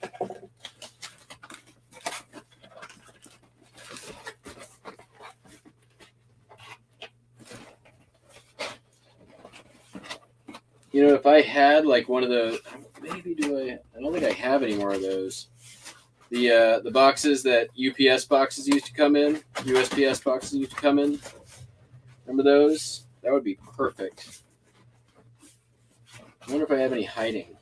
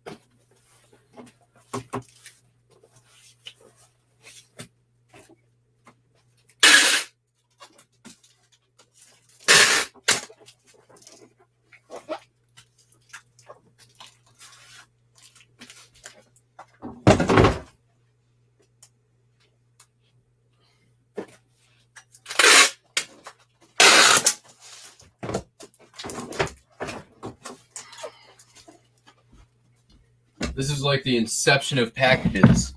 Took 3 hours to finish. Layer after layer after layer. You never know when you're down to the end of it. 19. 16. Now I'll call it 6. It's done now.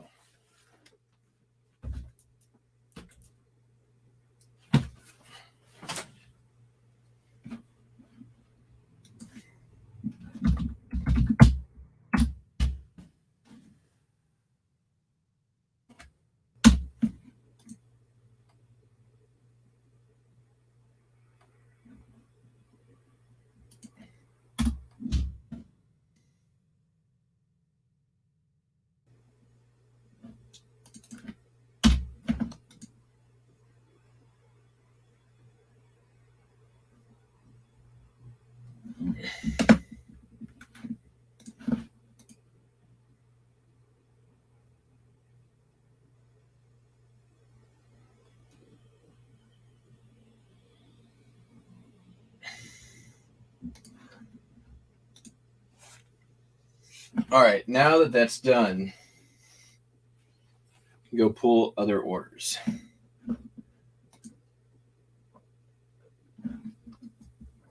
Seriously, that took like a half hour to pack.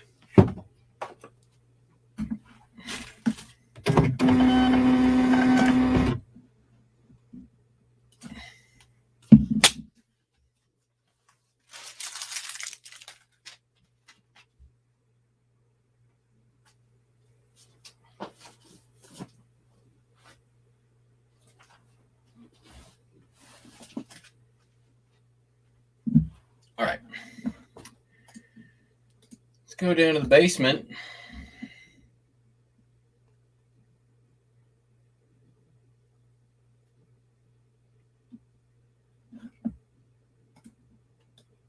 Oh, what the hell? I don't even know. Where the hell is that? What the hell is that? I don't even remember. 78-minute set. I don't remember. I don't know. All right. Y'all chill. I'll be downstairs in a sec.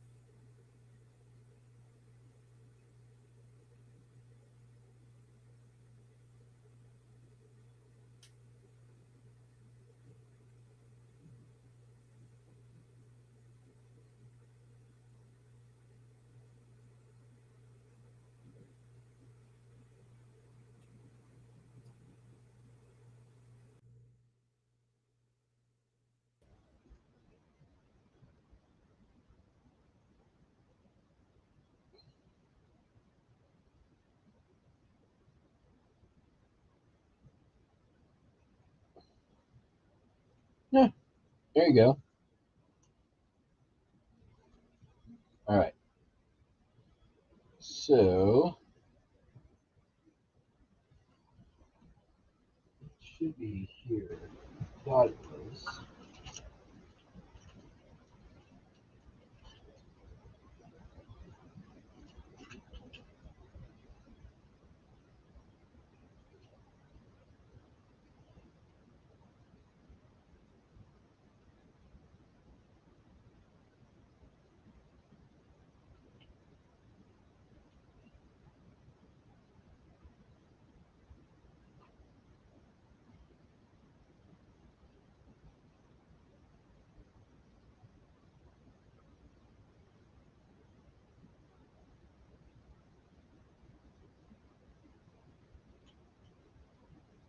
Okay.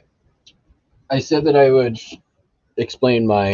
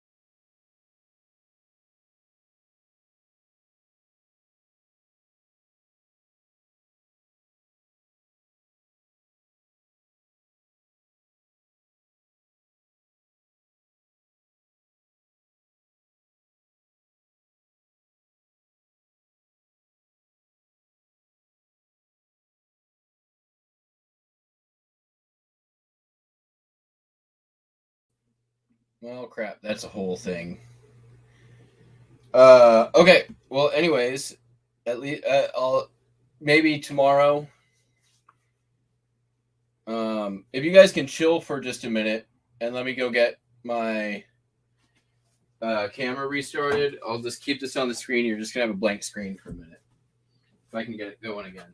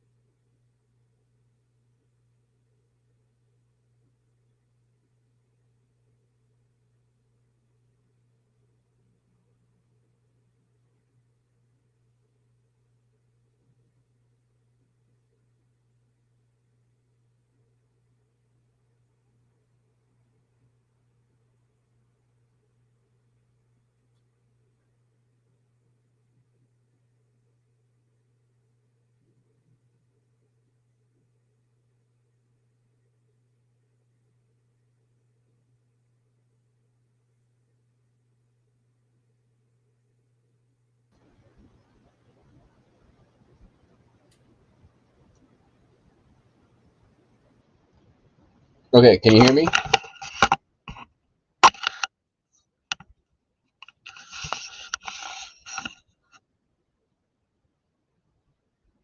All right. So my ephemera basically starts down here. This is like bigger items. There's some movie posters in there. There's this big panoramic photograph. It's kind of just larger stuff, big die cut, bunch of movie posters, bunch of record shopping bags, and I think there's a purple heart in here.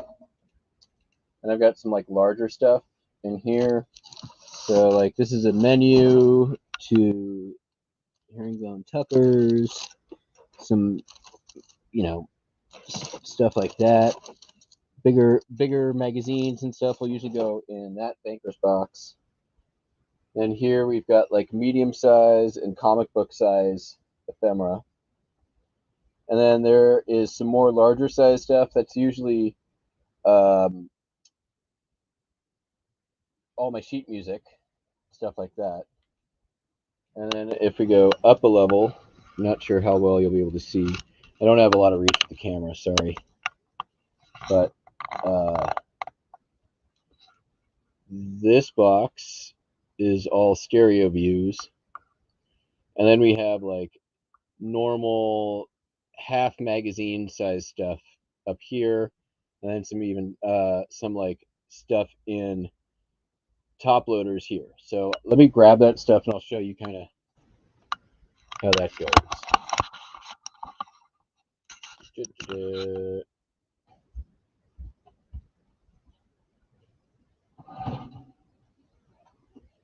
So this is just some sort of medium size ephemera. And I try to, go by size here, but these are some singer manuals I just picked up last weekend. National Park Guide, Ontario something, some 60s canasta stuff, photography booklet, another National Park Guide. So yeah, this is kind of like the medium, one of two medium size, or one of three medium sized. And this is all brochures, like brochures and foldable maps. So like Standard Oil, Central United States, Southwestern United States. But then there's also, here's a 1977 street map to Tacoma. Or these I've sold a bunch of. These are like these advertising magazines you get for free, but they're from the 1980s. So This Week on the Big Island, This Week in Kauai. Check it out, Charo.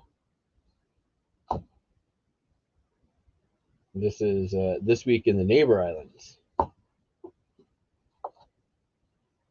So yeah, there's all kinds of that size brochures here.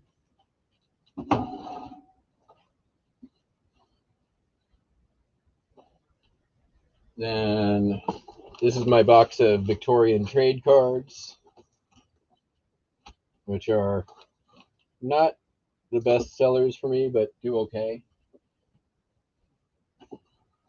I think I'm priced. I need to go in and drop my prices a little bit. And this is my tiny ephemera box. And in here we have things like business cards. Not sure. It's really bright. Yeah, there we go. This is Delwyn Dusenberry, the director of Florida Players at the University of Gainesville. And then I've got a 1925 membership card to the Rosicrucian Brotherhood. Rosicrucian Brotherhood. And then a bunch of like ticket stubs in here. Smaller from a couple of random Pokemon cards. 1944 certificate of membership to the Red Cross. Stickers and stuff will usually go in here.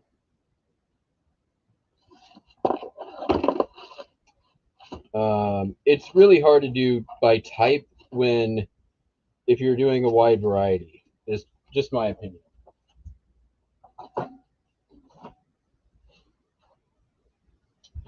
And then this is just like, there's all kinds of stuff in here. So this is programming cards to a like 1970s Allen Bradley computer. Here's the ticket to the first grand annual ball for Halloween evening 1912 at the Coliseum Annex in Wabash Avenue. So that'd be New York City or Chicago, maybe. Here is 1924 Order of the Eastern Star past Matron's Night program and menu. There's a die cut Easter card. Here's a handbill for the a revival in Portland, Oregon from the Church of Nazarene. Here's a railroad ticket. Like Popeye said, you always find railroad tickets. So this is a 1938 Chicago Great Western Railroad Company ticket. Here's a Boberk mid-century modern furniture catalog. This is listed for like a couple $100.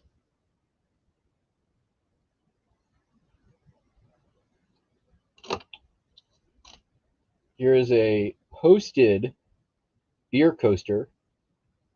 Like, how am I going to categorize this? It's not a postcard, but it's been used as a postcard. It's an actual beer coaster, and it was posted in 1912.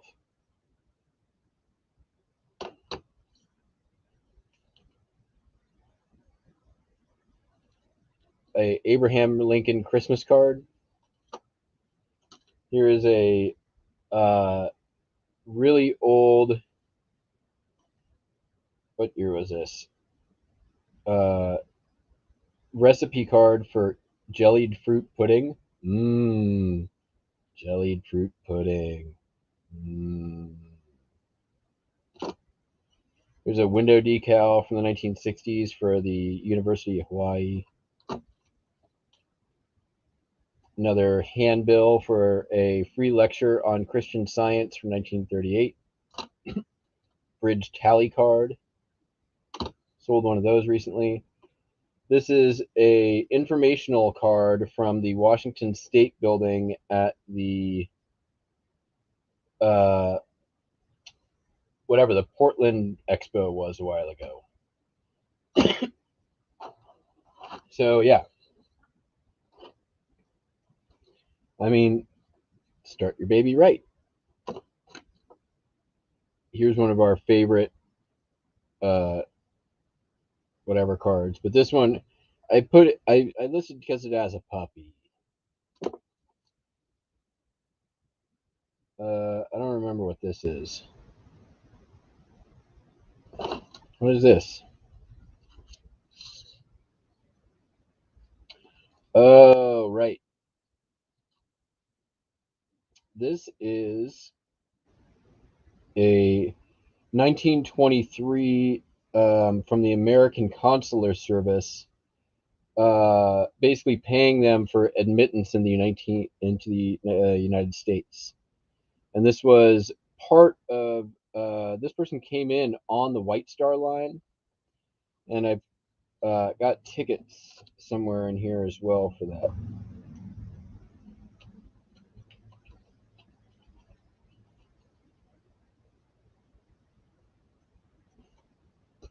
QSL card, right.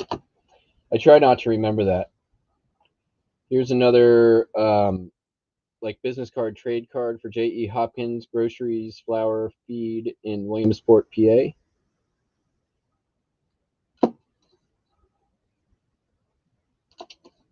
Here's a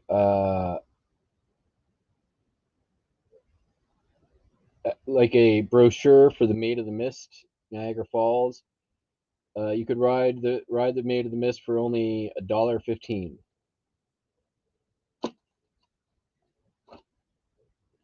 Here's a membership card for the Frontier Shack in the Steamliner City of Denver. Ferry ticket for the Port Angeles Victoria. I think this is the 1960s or 50s. So yeah, big, weird variety of stuff.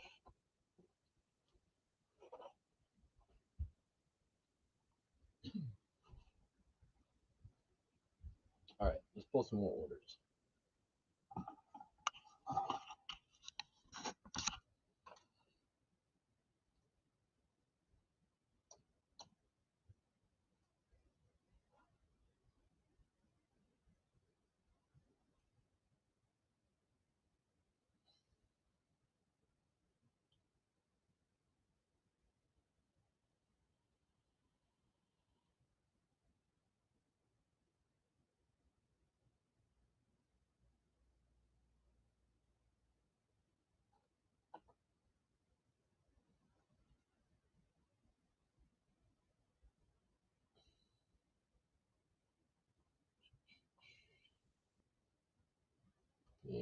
that.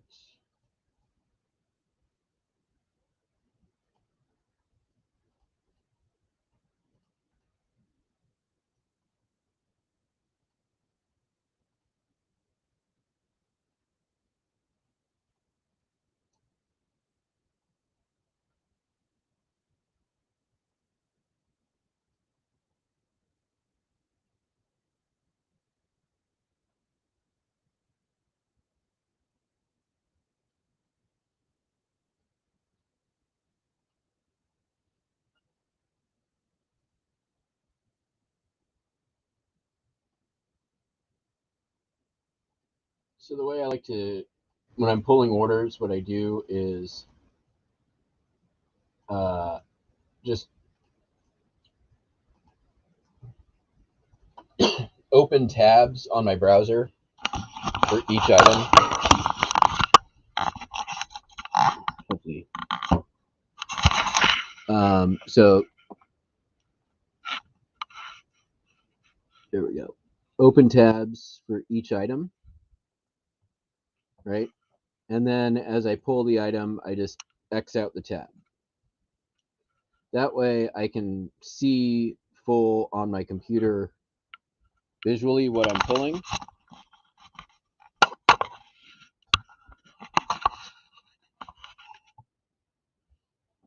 And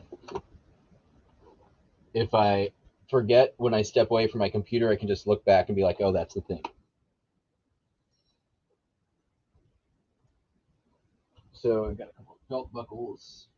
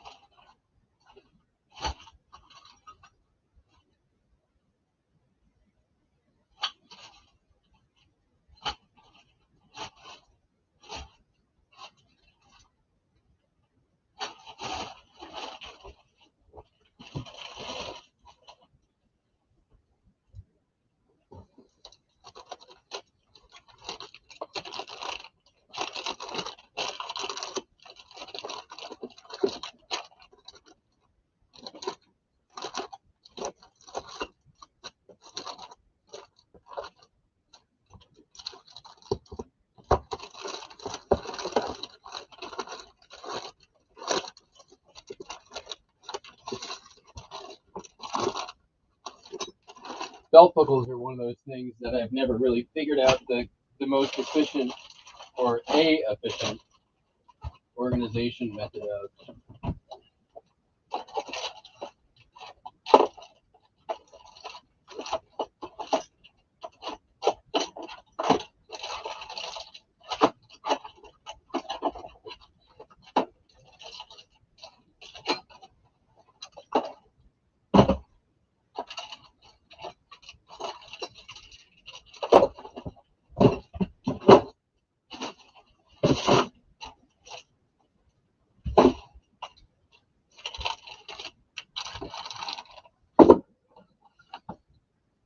I mean, sold 2 belt buckles, which I think is pretty impressive considering I haven't listed a belt buckle in over a year.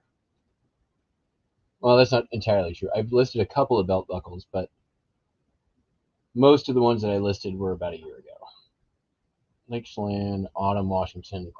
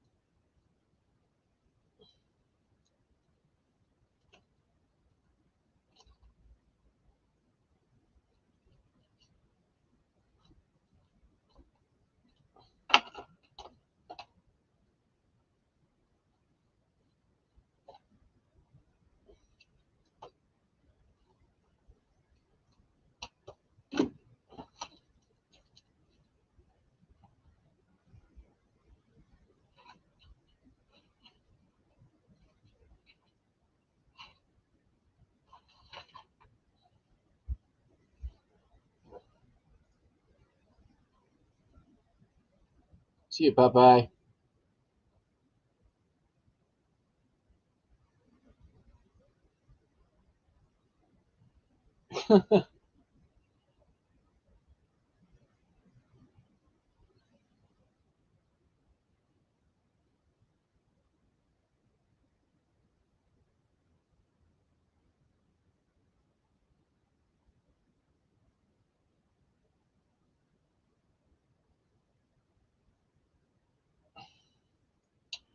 I do not like moving boxes to get to boxes.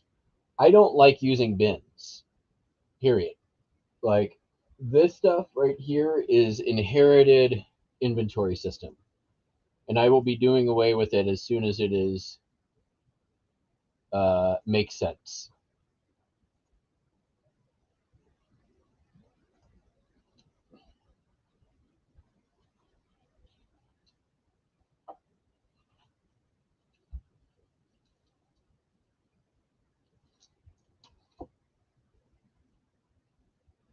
Nice. Always nice when it's the like third card in.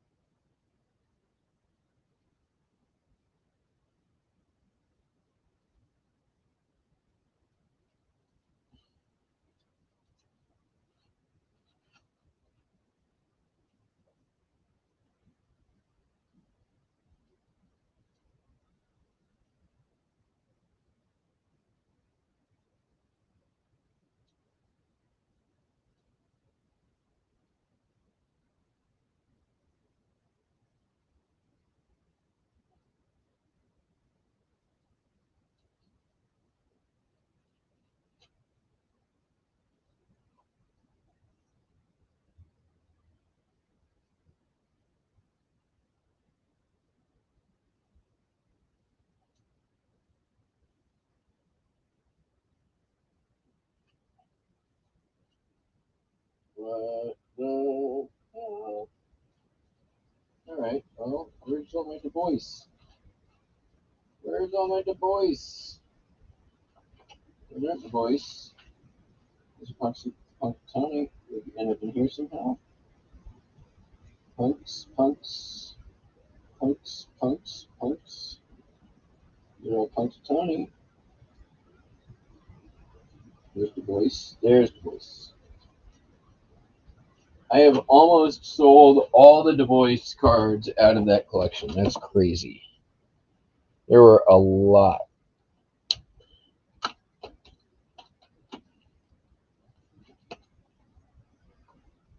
So there you go. Du Bois. Bolo.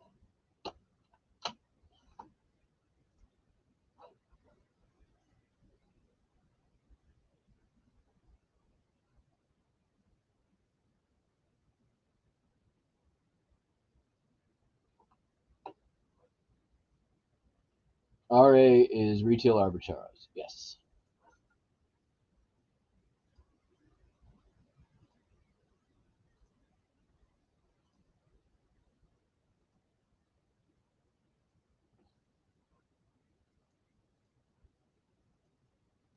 Weird. All right, Sacramento River.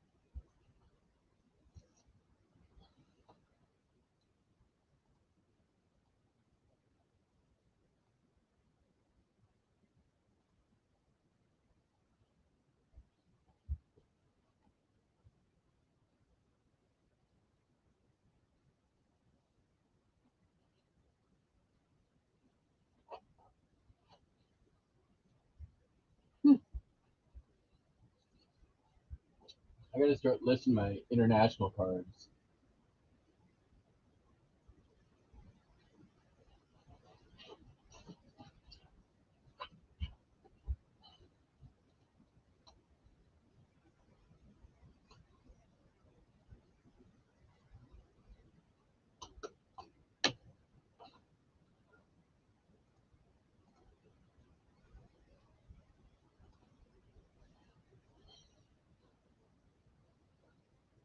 Cooperstown.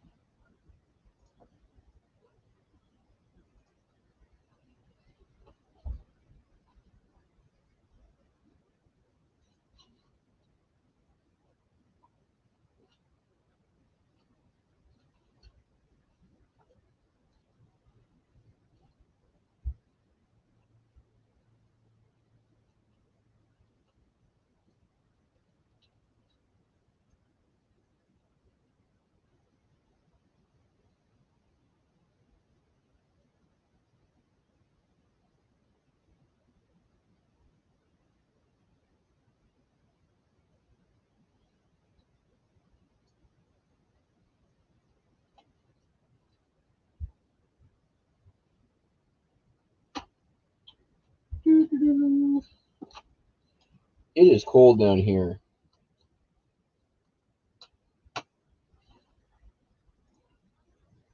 Oh,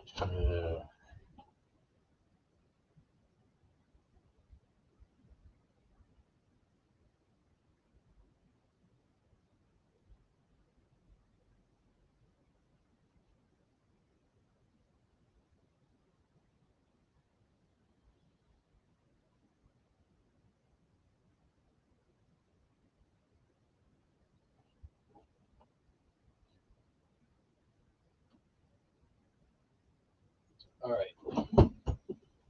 In theory, there's a calculator in here that works. What do you think the over/under is on that?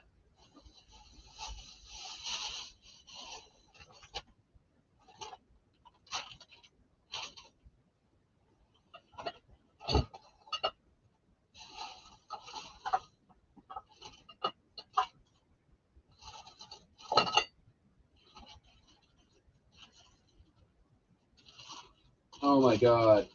Did I just find the buttons? I just found the buttons.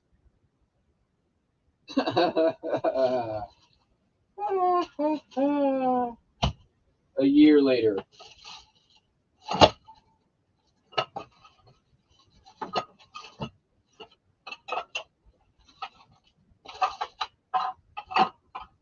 But no calculator. Oh wait, there it is. Does it work though? Yes. Kind of. So we taste that.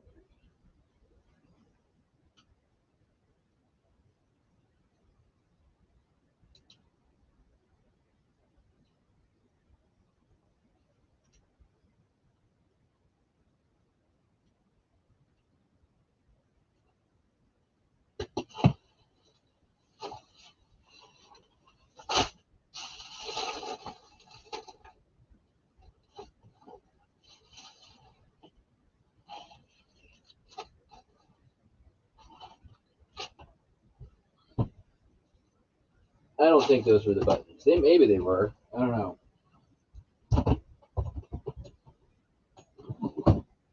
Things I'm not going to do is try to figure it out right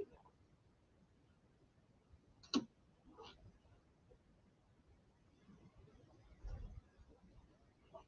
So another tweet.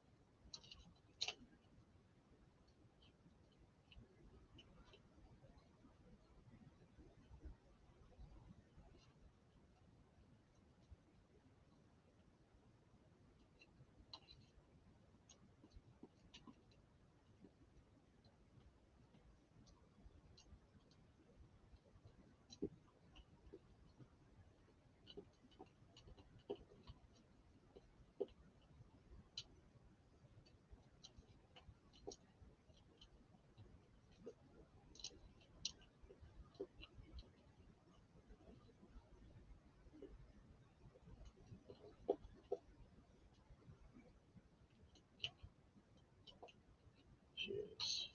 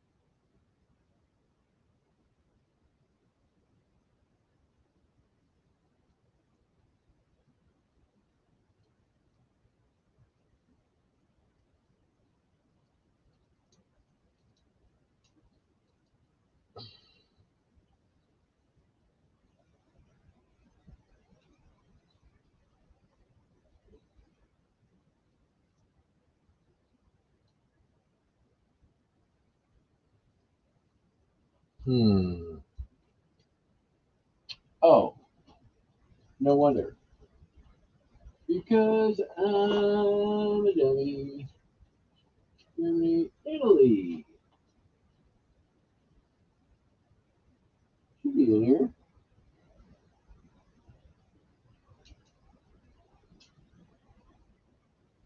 Nope.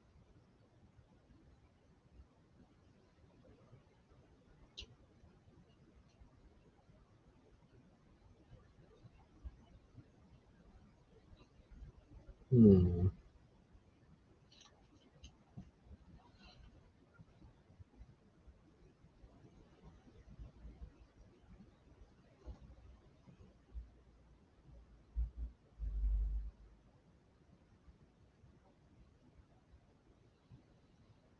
Hmm. Where would this one be? A feeling.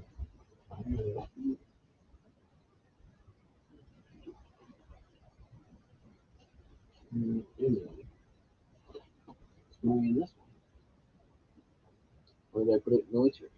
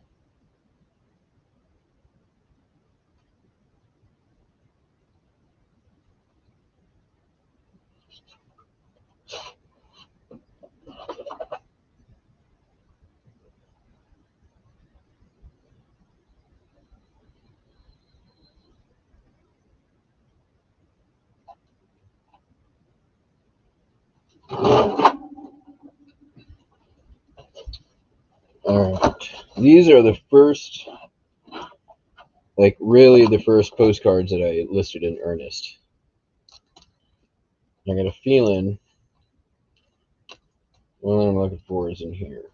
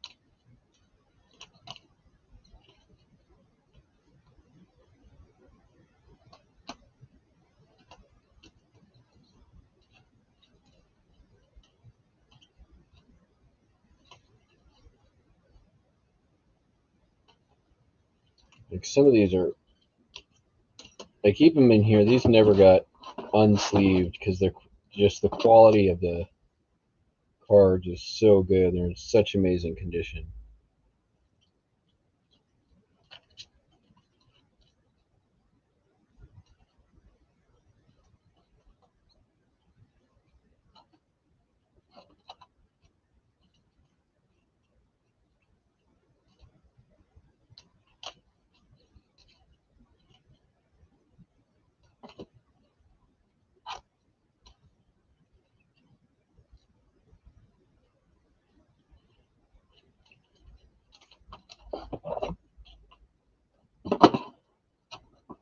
But there's no organization whatsoever.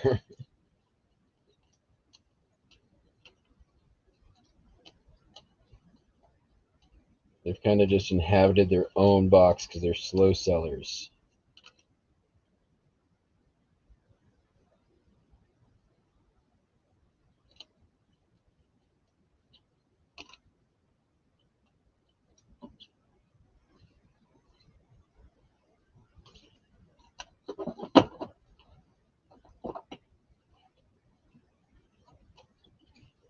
A lot of like Vatican art stuff, and yeah.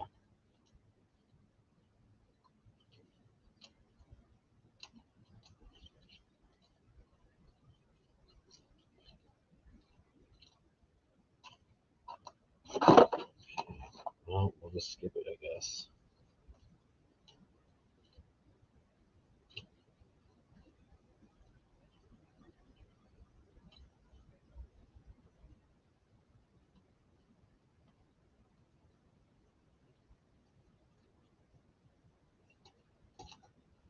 Hmm.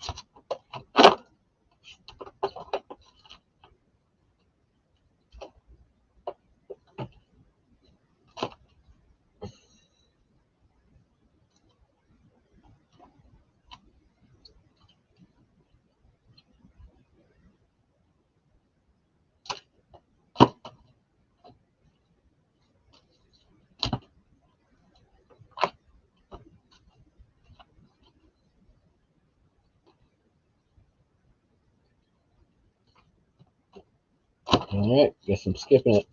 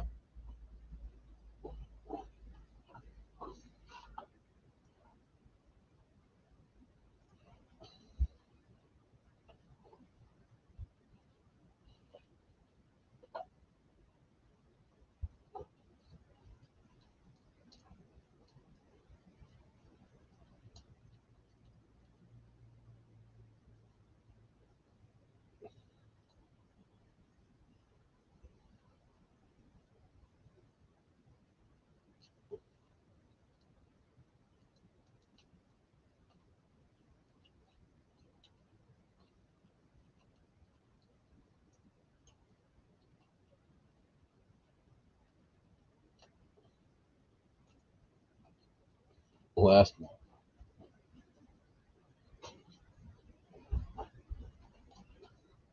Sorry, let me check back in the chat real quick. Sorry, I've been neglecting.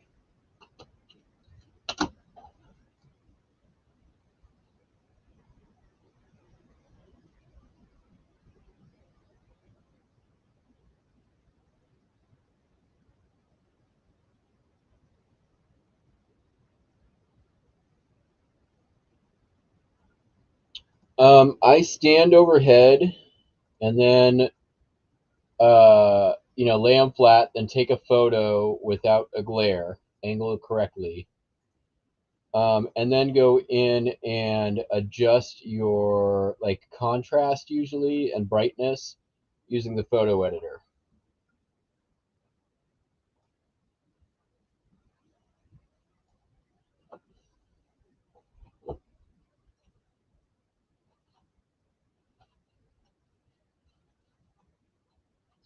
Because a photograph of a photograph is never going to look quite right.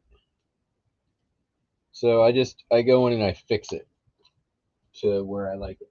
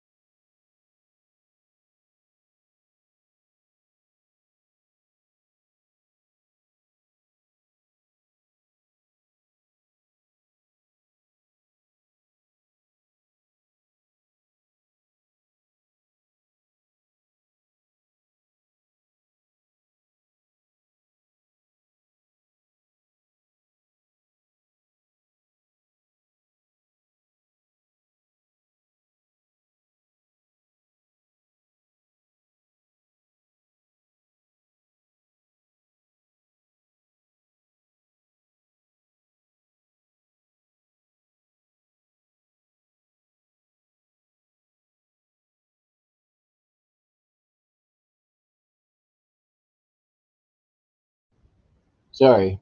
I will be back upstairs in a moment.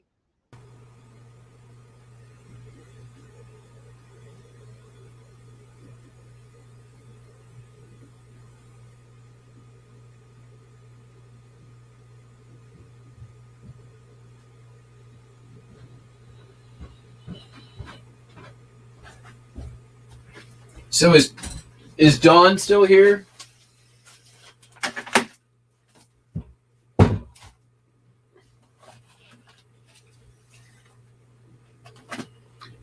Dawn, are you here? I don't hear from you.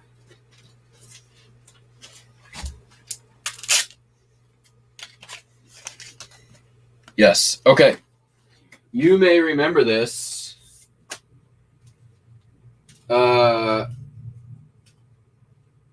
When I think I listed this on the 24-hour, or I showed this maybe previously on the channel. This is the Rogers and Hart and the other one, Hammerstein. Rogers, Hart, and Hammerstein. The one time that the only production they all three did together. You guys remember that? There were people here. It sold for $200. I had it up for $250. Somebody offered me $100. I countered at $2, and they took it immediately. Which is that was a awesome sale to have over the weekend.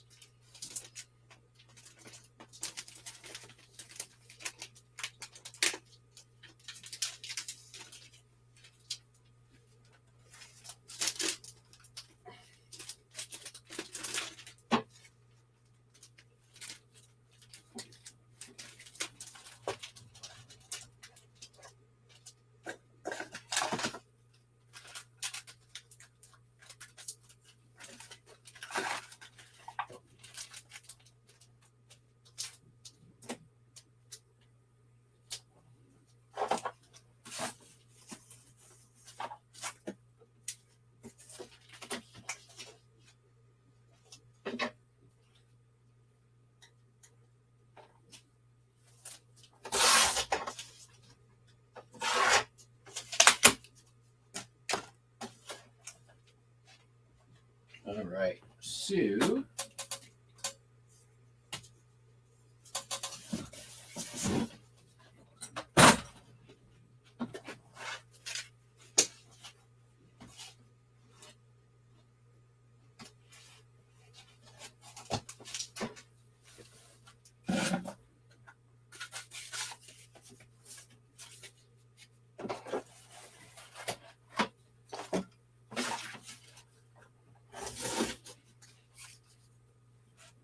having a little Ricky.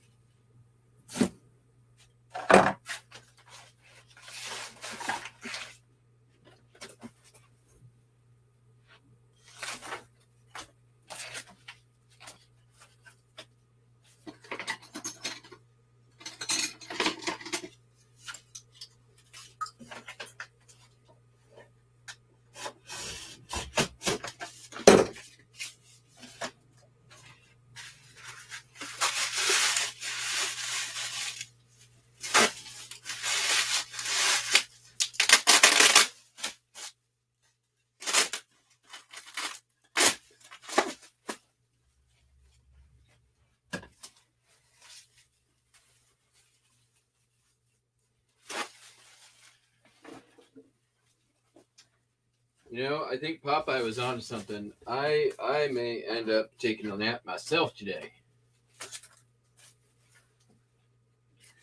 It sounds really nice.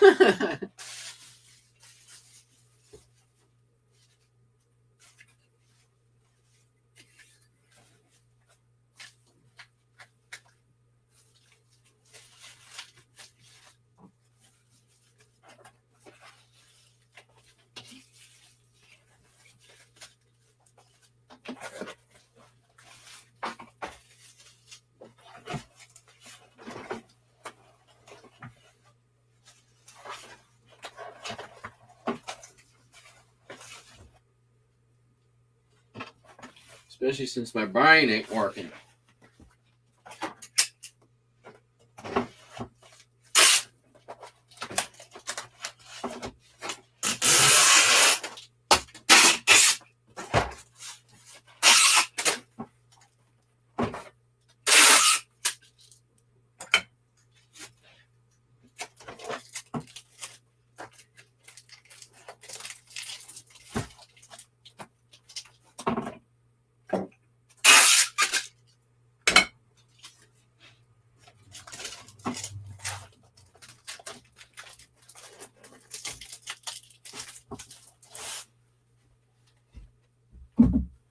Stream my nap.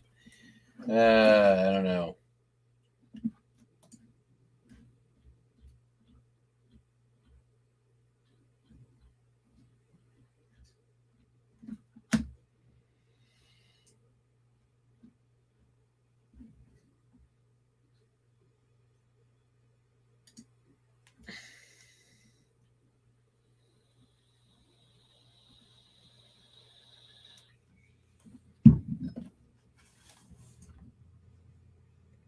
Oh, it's going to Columbia University.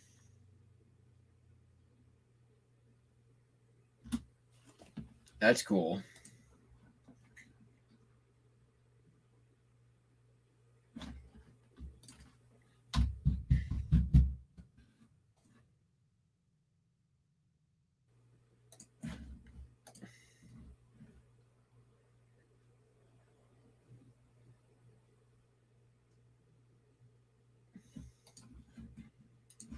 I have to go buy it. I have to leave the house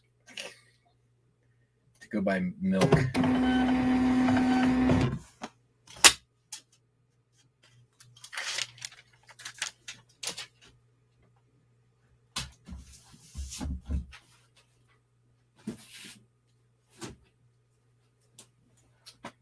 Oh, and I didn't bring up one of the records. Okay, well, no big deal. Yes, I'm going to eat today. I promise at some point.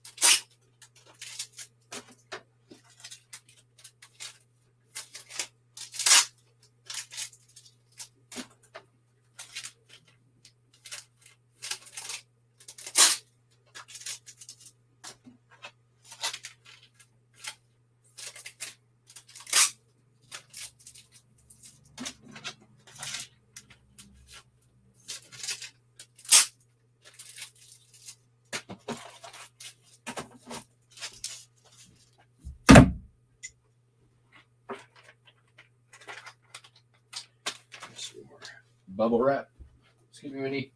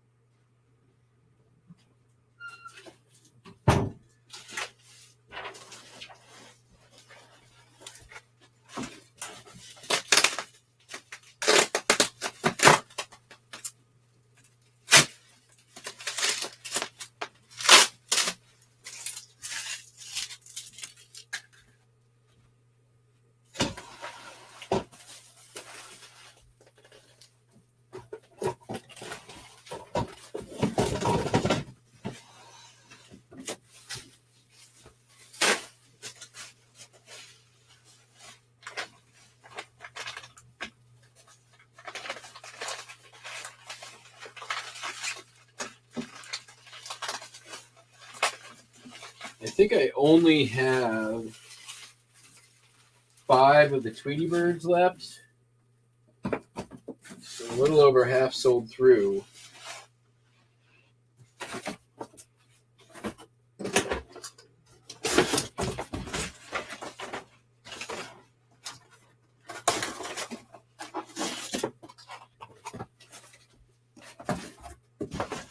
There's a little spell there where none of them sold.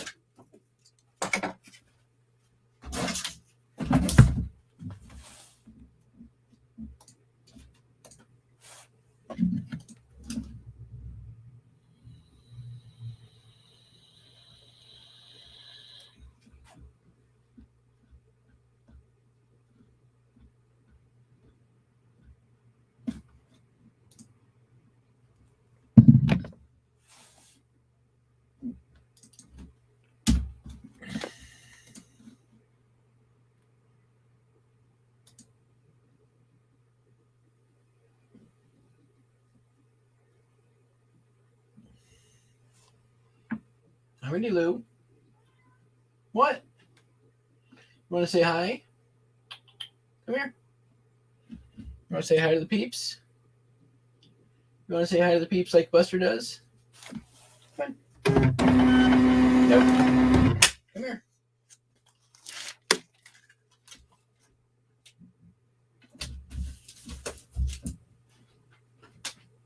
Come here. Yep, she's scampering. All right. All right, get you back up there.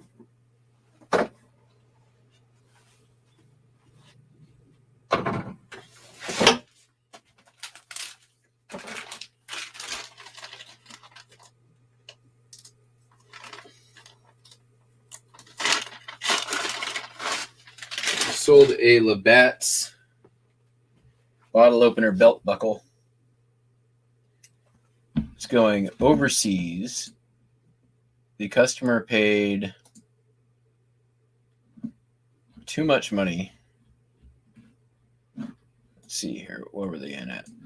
29 Great Britain pounds plus 17 Great Britain pounds.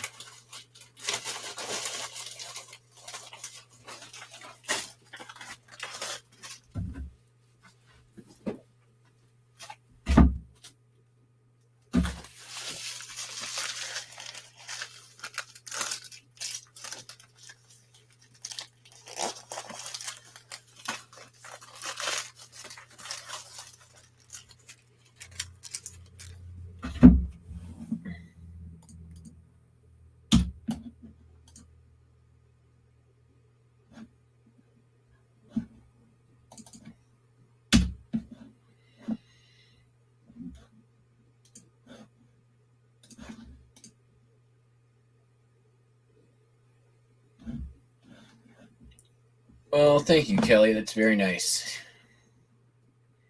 You know, this is, you know, a lot like Primetime's Lives. He, you know, has a very naturally loud voice, and I've got a very naturally loud tape gun.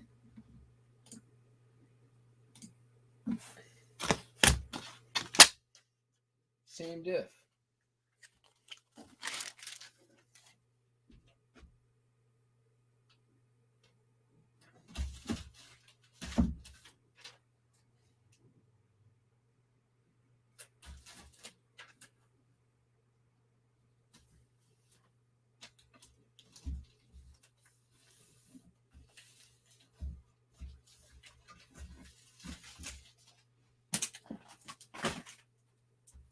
All right, another belt buckle.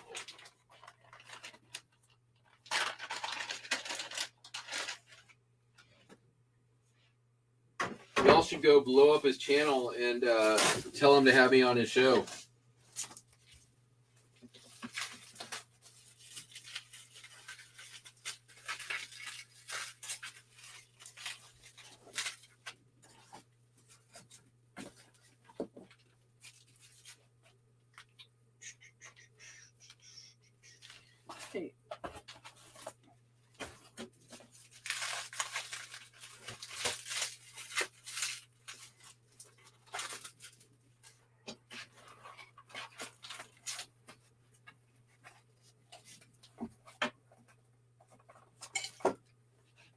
Tell him that I've been stealing, but also properly crediting all of his super secret primetime treasure hunter shipping methods that the USPS doesn't want you to know about.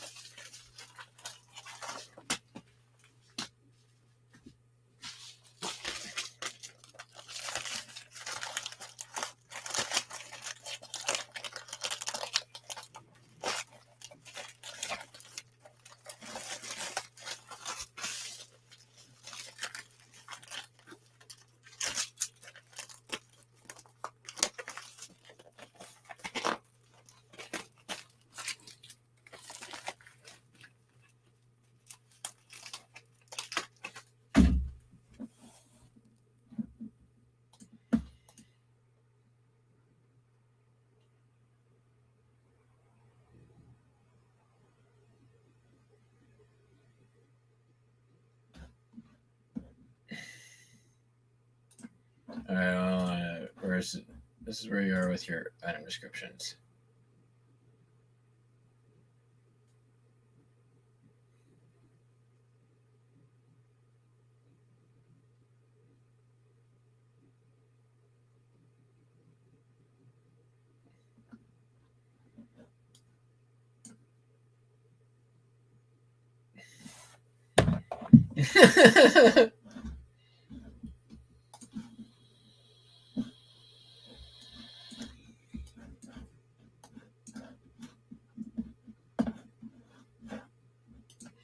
Oh crap! Where'd it go? Yeah, I've been known to do a description like that from time to time. They look pretty shifty.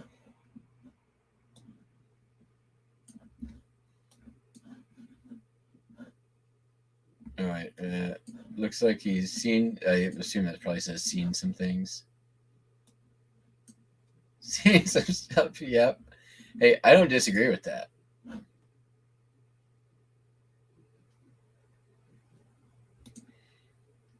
I mean, look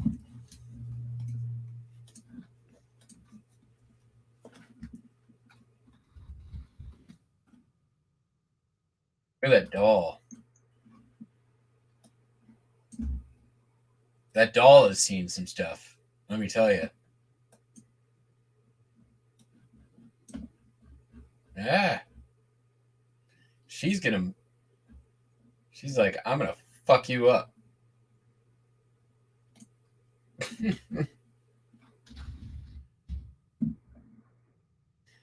Honestly, like, is she riding it? No, she's forcing the doll to ride the sheep.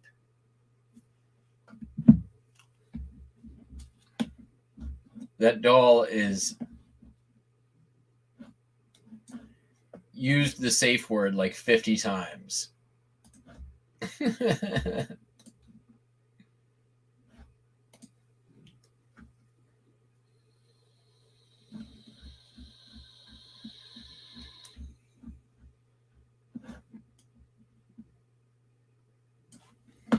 right, get this commemorative stamp set out of chair.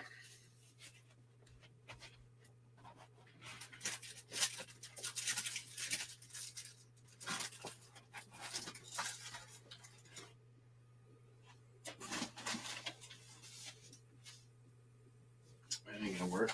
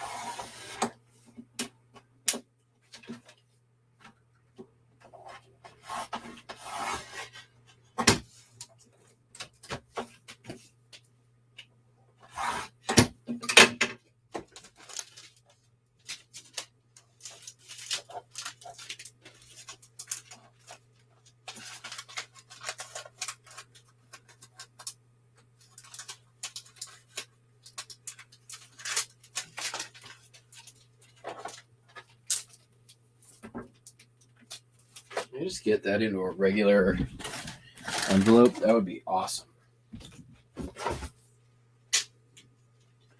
Oh, that probably is not going to happen, though. Yeah. All right, fine.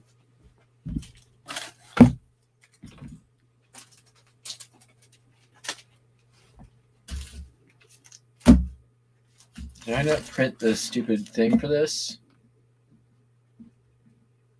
Oh, yeah. I'm not firing on all cylinders right now. That is for damn sure.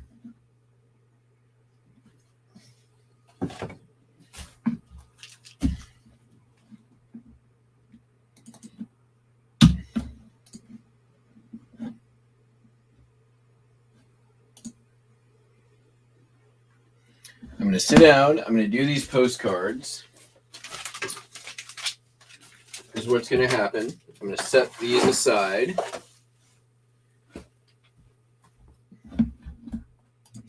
And everything else can happen tomorrow morning.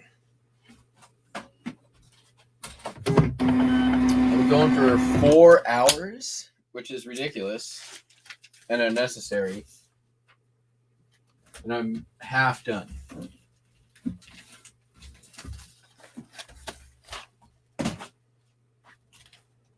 So let's do the rest of these here postcards.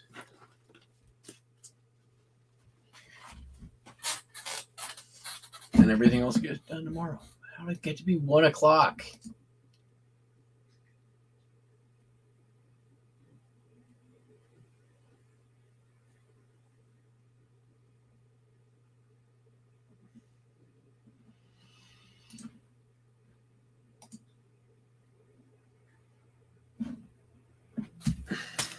Whatever.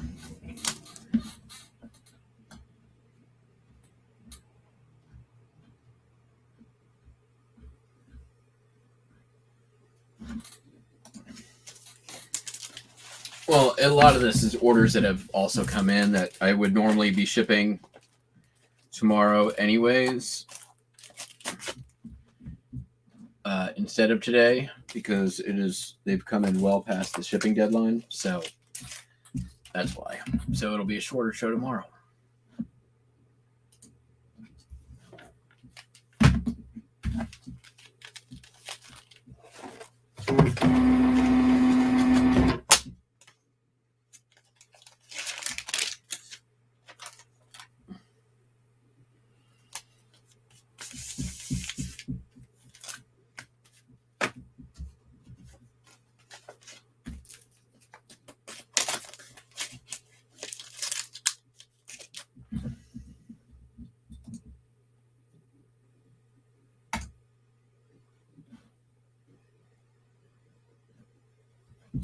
Hi, Buster.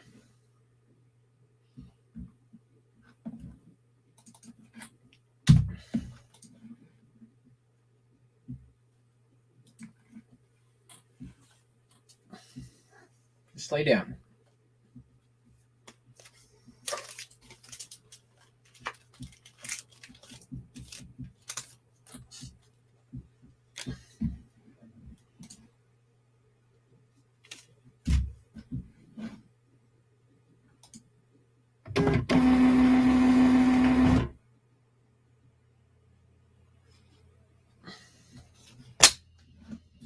Well, thanks, Kelly. I'm still gonna be doing this as per usual on the daily.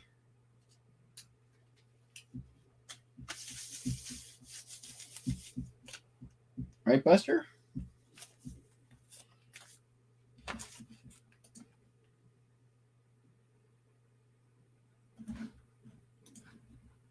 He's purring.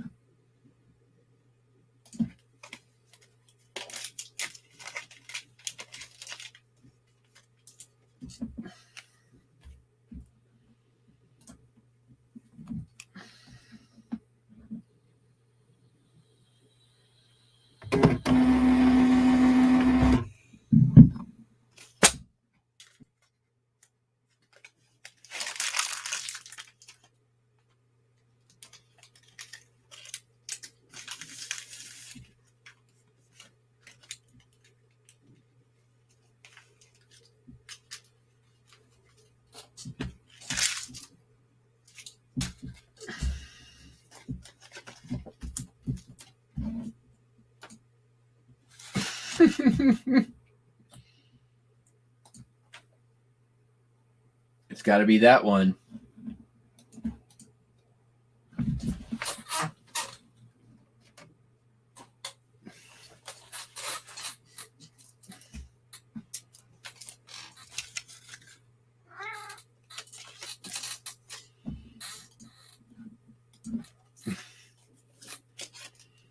out of the entire garbage can of identical pieces of paper. It has to be that one.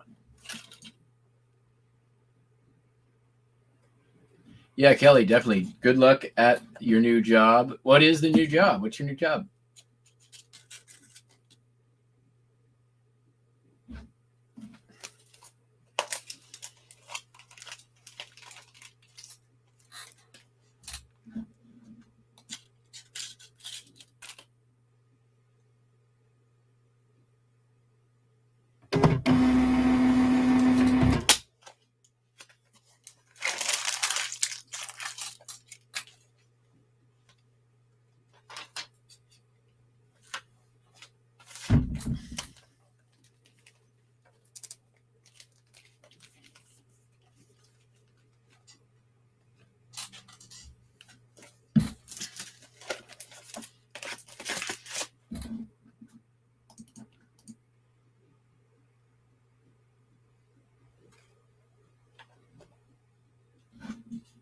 Oh yeah, I used to have one of those corporate jobs that I dreaded doing. I didn't dread it. I liked it until my company got bought, and then I dreaded it.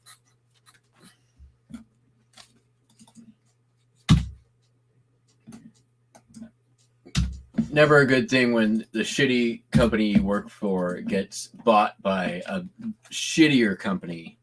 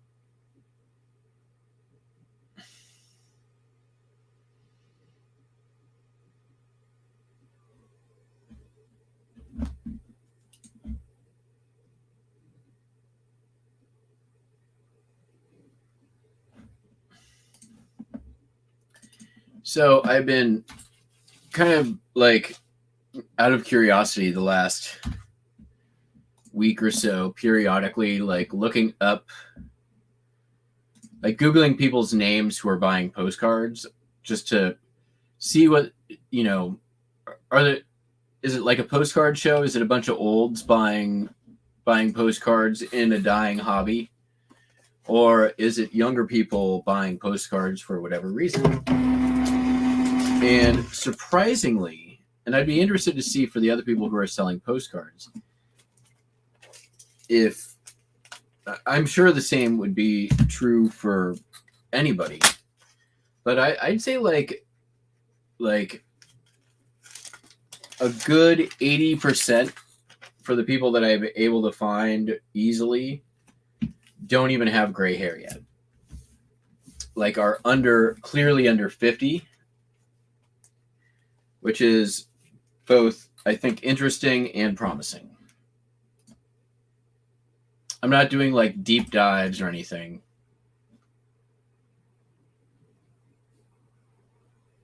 I'm just Googling the name and seeing if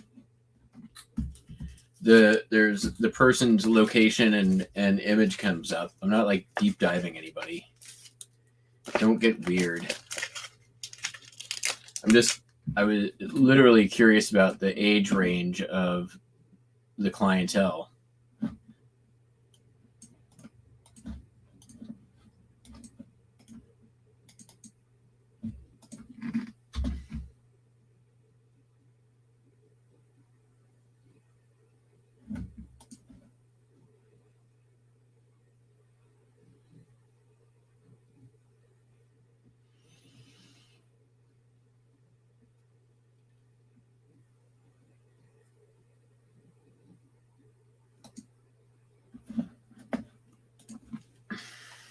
Dawn, I too have gotten done next to nothing, except for shipping orders.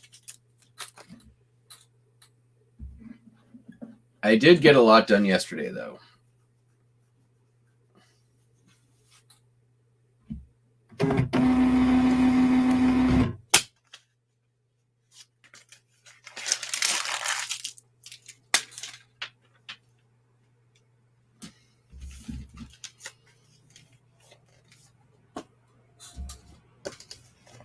And I do have like a ton of postcards just scanned and ready to list, and I've got a bunch of drafts done, so it's not like I don't have stuff I can do easily. I got some low-hanging fruit that I can focus on. I'm trying right now to do like minimum 50% or 50 listings a day with like at least a quarter of them as non-postcard listings.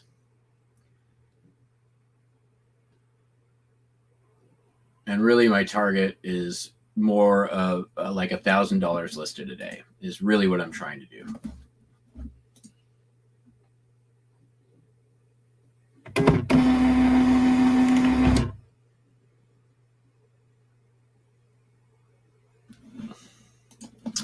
Yeah, I agree with this.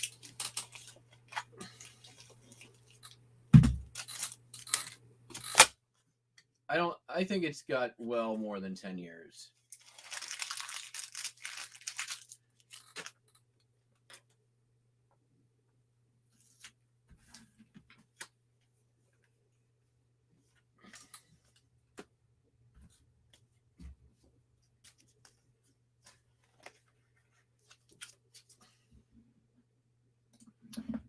Yeah, that's probably true also.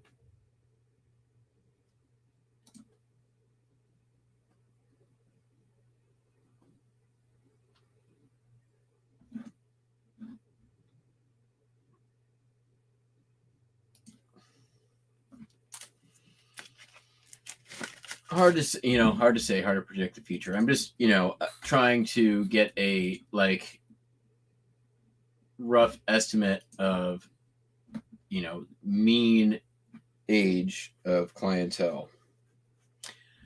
Not that it's scientific in any way, but I don't really have other data points to go by. So all they can do is just creepily look up all the customers. Right, Buster?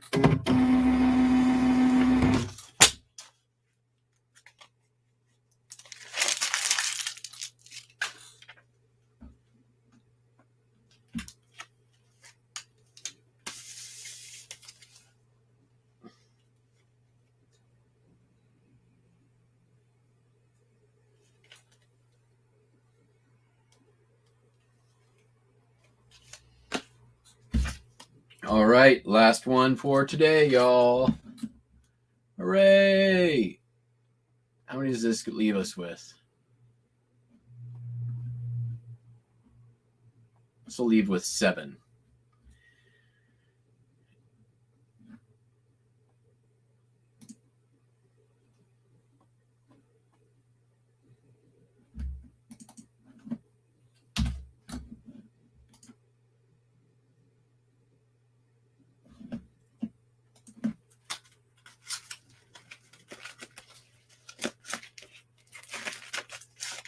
Hey.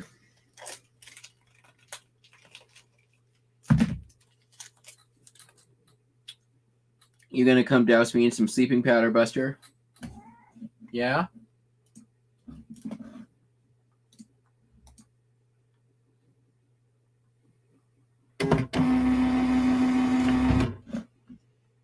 Oh yeah, that's...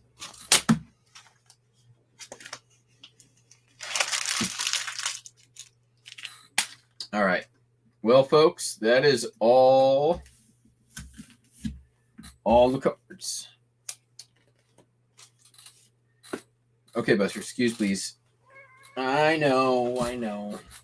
Whew. All right. Well, that was a lot. That was 40-something items, and I still... Oh, there's a hip card to ship tomorrow. But, I mean, at this point, everything's pretty easy. There's a 78 and a lot of craft records. That's going to be a pain in the butt. Outside of that, pretty easy. Man, a lot of promoted listing stuff. Well, I'm going to go eat some food, take a nap, and that's going to be it for me today. How about that? Hope everyone has a fantastic day. We will be back in the morning. So catch you all on the flippity flop. You have a great day. Peace out.